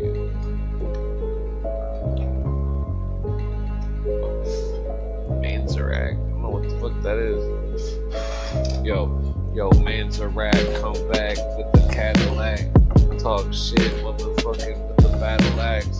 Yo, like I had to shat on your fucking fat bitch. Talk shit, motherfucking that sick. Yo, I'm rapping, it happened. These motherfuckers clapping. They coming back with the motherfucking captain. Talk shit, immaculate. Yo, stand back a bit. I had to fart, it's some art, and my name is Bart Simpson. Talk shit like I'm smart, come back like Kmart. Yo, and my brain's sharded upon all you. Come back like motherfuckers. Talk shit, you wallowing, motherfucking in your fucking pity. And these motherfucking cities talk shit with the nitty gritty. Show no love or no pity. Wait, yo. Yo, I just seen a hippopotamus and called the lobotomist, and I seen you were in a pit that was bottomless. Yo, but I seen it cause I know my optometrist. Yo, and I got to piss, but I'm smoking. Come back like a totem pole. Y'all motherfuckers hold the skull of tobacco. Yo, come back like I motherfucking laugh slow. Talk shit, motherfuckers know that I excuse me.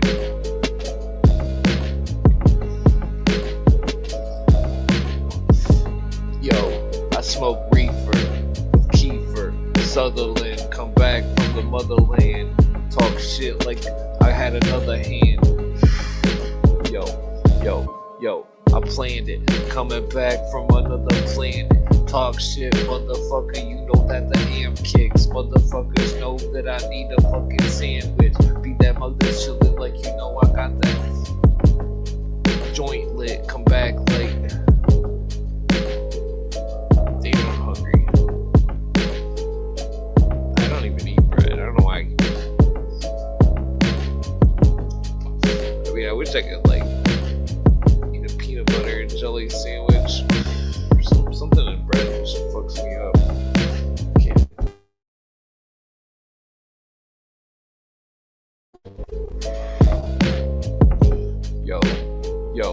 Yo, I can't explain it, but I can't eat grain quick. Yo, can't eat that shit. Yo, can't eat food wrapped in plastic.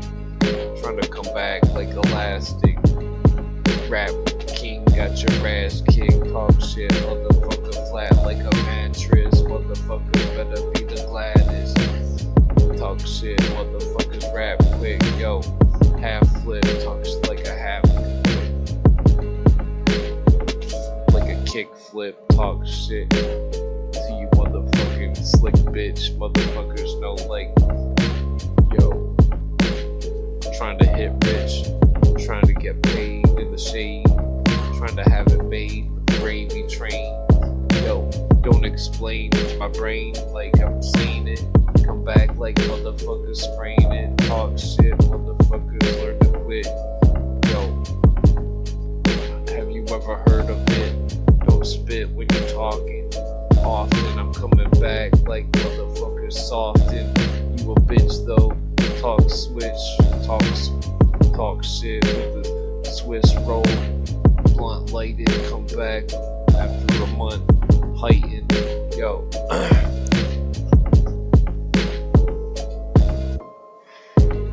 Come back like I'm too tall to quit. Come back like fuck y'all and shit. Yo, rap like a I don't know.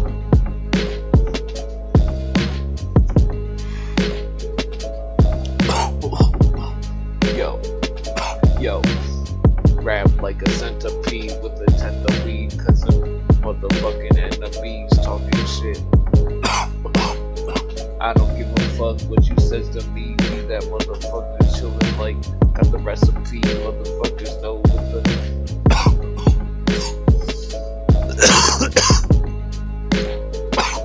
oh.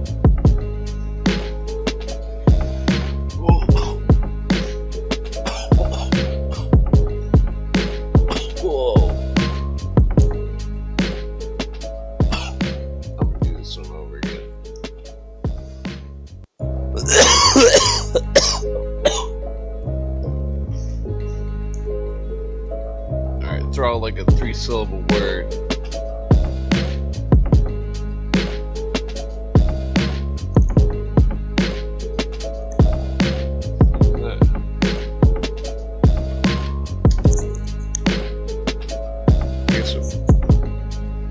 I heard something outside.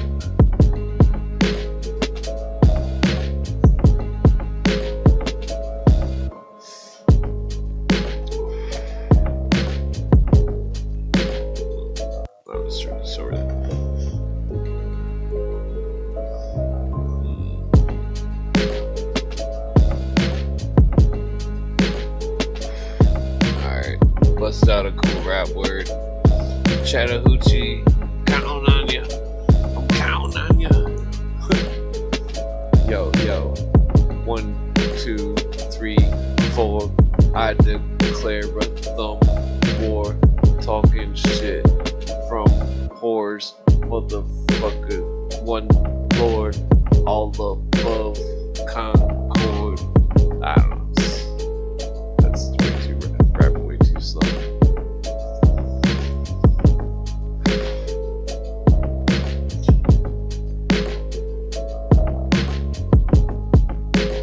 Damn, I'm trying to think about it like rap fast.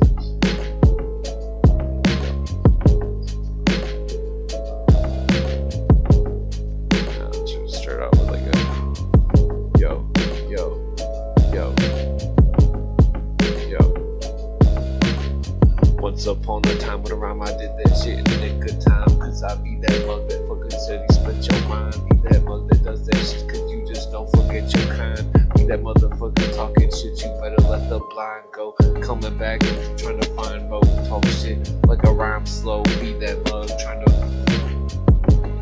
I don't know. I don't think, it seems like the slow rhymes better.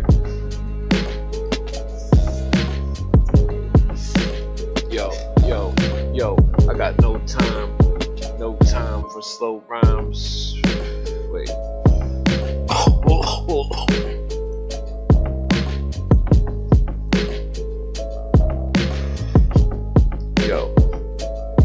Yo, look, it's a specter named Hector. Talk shit in your vector. Yo, like you were pierced in your septum, like some new age punk. You better get up, talk shit like your brain is fried. You ain't shit, your brain's the same as mine. Come back like I got the plainest rhyme. Yo, I'm staying by like motherfucker. I'm lifting my hand high, trying to ask questions. Yo, trying to count the blessings. Yo.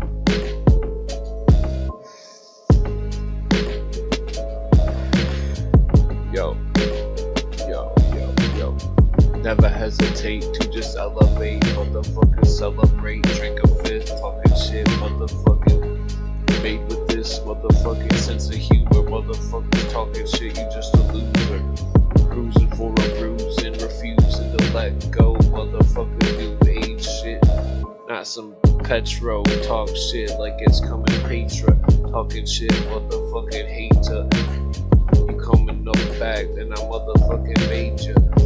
I'm a skater, talk shit, yo. Talk shit,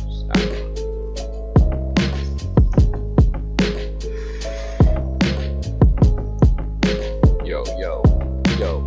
I'm skateboarding, coming back, can't afford it. Talk shit, drive a Ford shit. Be up on that shit, chilling on the porch quick. Be that mug that's steady chilling like you motherfucking.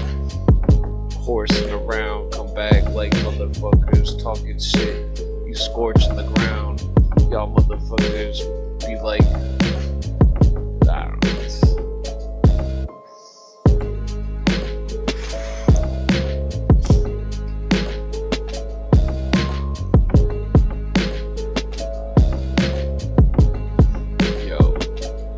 Yo, in the vicinity with this antiquity, talk shit. Be that mother's tripping, motherfucking trying to be smoking weed, talking shit, motherfucking weed has the potency, chillin' like notably, motherfuckers hold the weed. Yo, I'm too cold to see, but I'm hot as ice. Come back like hot as fire. Yo, I'm hot as fire. I do not expire. Yo.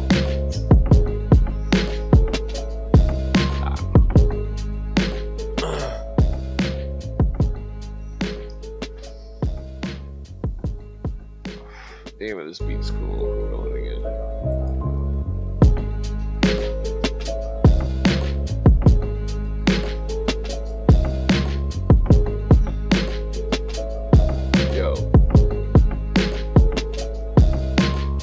Yo. Jesus, I got the thesis. I'm coming back. The rhyme and release this. talking shit in these pieces. Yo, and I say, fuck you, Zeus. Come back with the truth. Smoke weed in the booth. Y'all motherfuckers talking shit on the loose. Y'all motherfuckers gonna lose. Y'all motherfuckers talking shit, you bout to lose. But we bout to bud, smoking weed, what's up? Talking like you motherfuckers know, like, nah. Yo, I fucked it up. I run them up. Talk so much shit, yeah, that's what's up. Be that mug that's chillin' like you know I smoke a blunt. Y'all motherfuckers talking shit, you hold it up. Y'all motherfuckers got some joints, you roll it up. I don't know. Hear this stupid rap.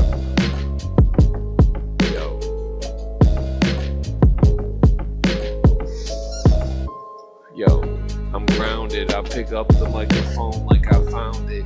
Talking shit like Satan found it. An earthquake coming back. It's my turn, bitch. Be that mug that's chillin' like these motherfuckers. Yo, in the suburban, smoke weed in the urban. Chillin' like you wearing a turban. Yo, I heard that you're some vermin. Chillin' like where my words been. Come back like a mathematical surgeon. Trying to fish for sturgeon. Yo, come back like talking shit. Like, I don't know, like I'm saying staple words.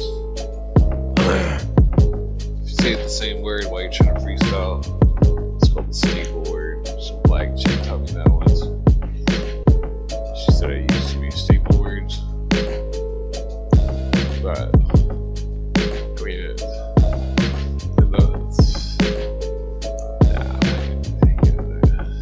I mean, says the N word over and over, that's them use a staple word. Oh, but I'm saying staples. I mean, I get it.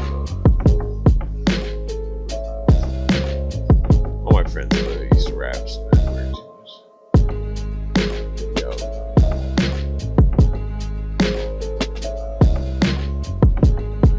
Okay, well, I think I got like one more rhyme in my brain.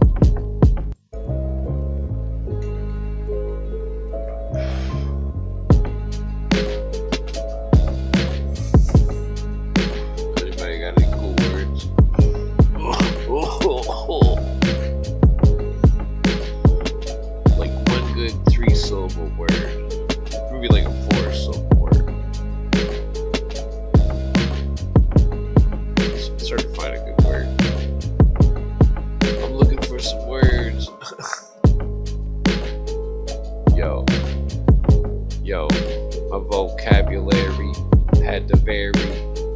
Come back like imagine that. Come back like I'm packing rats, cause I'm a pack rat.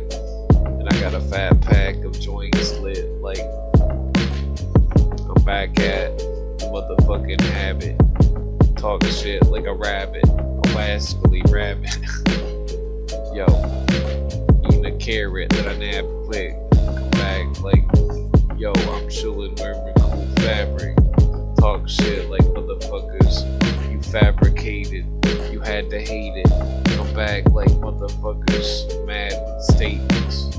Yo, and I'm delayed with this weed in my brain shit. Yo, rap like I ain't shit. Rap like I ate some paint chips. I'm joking.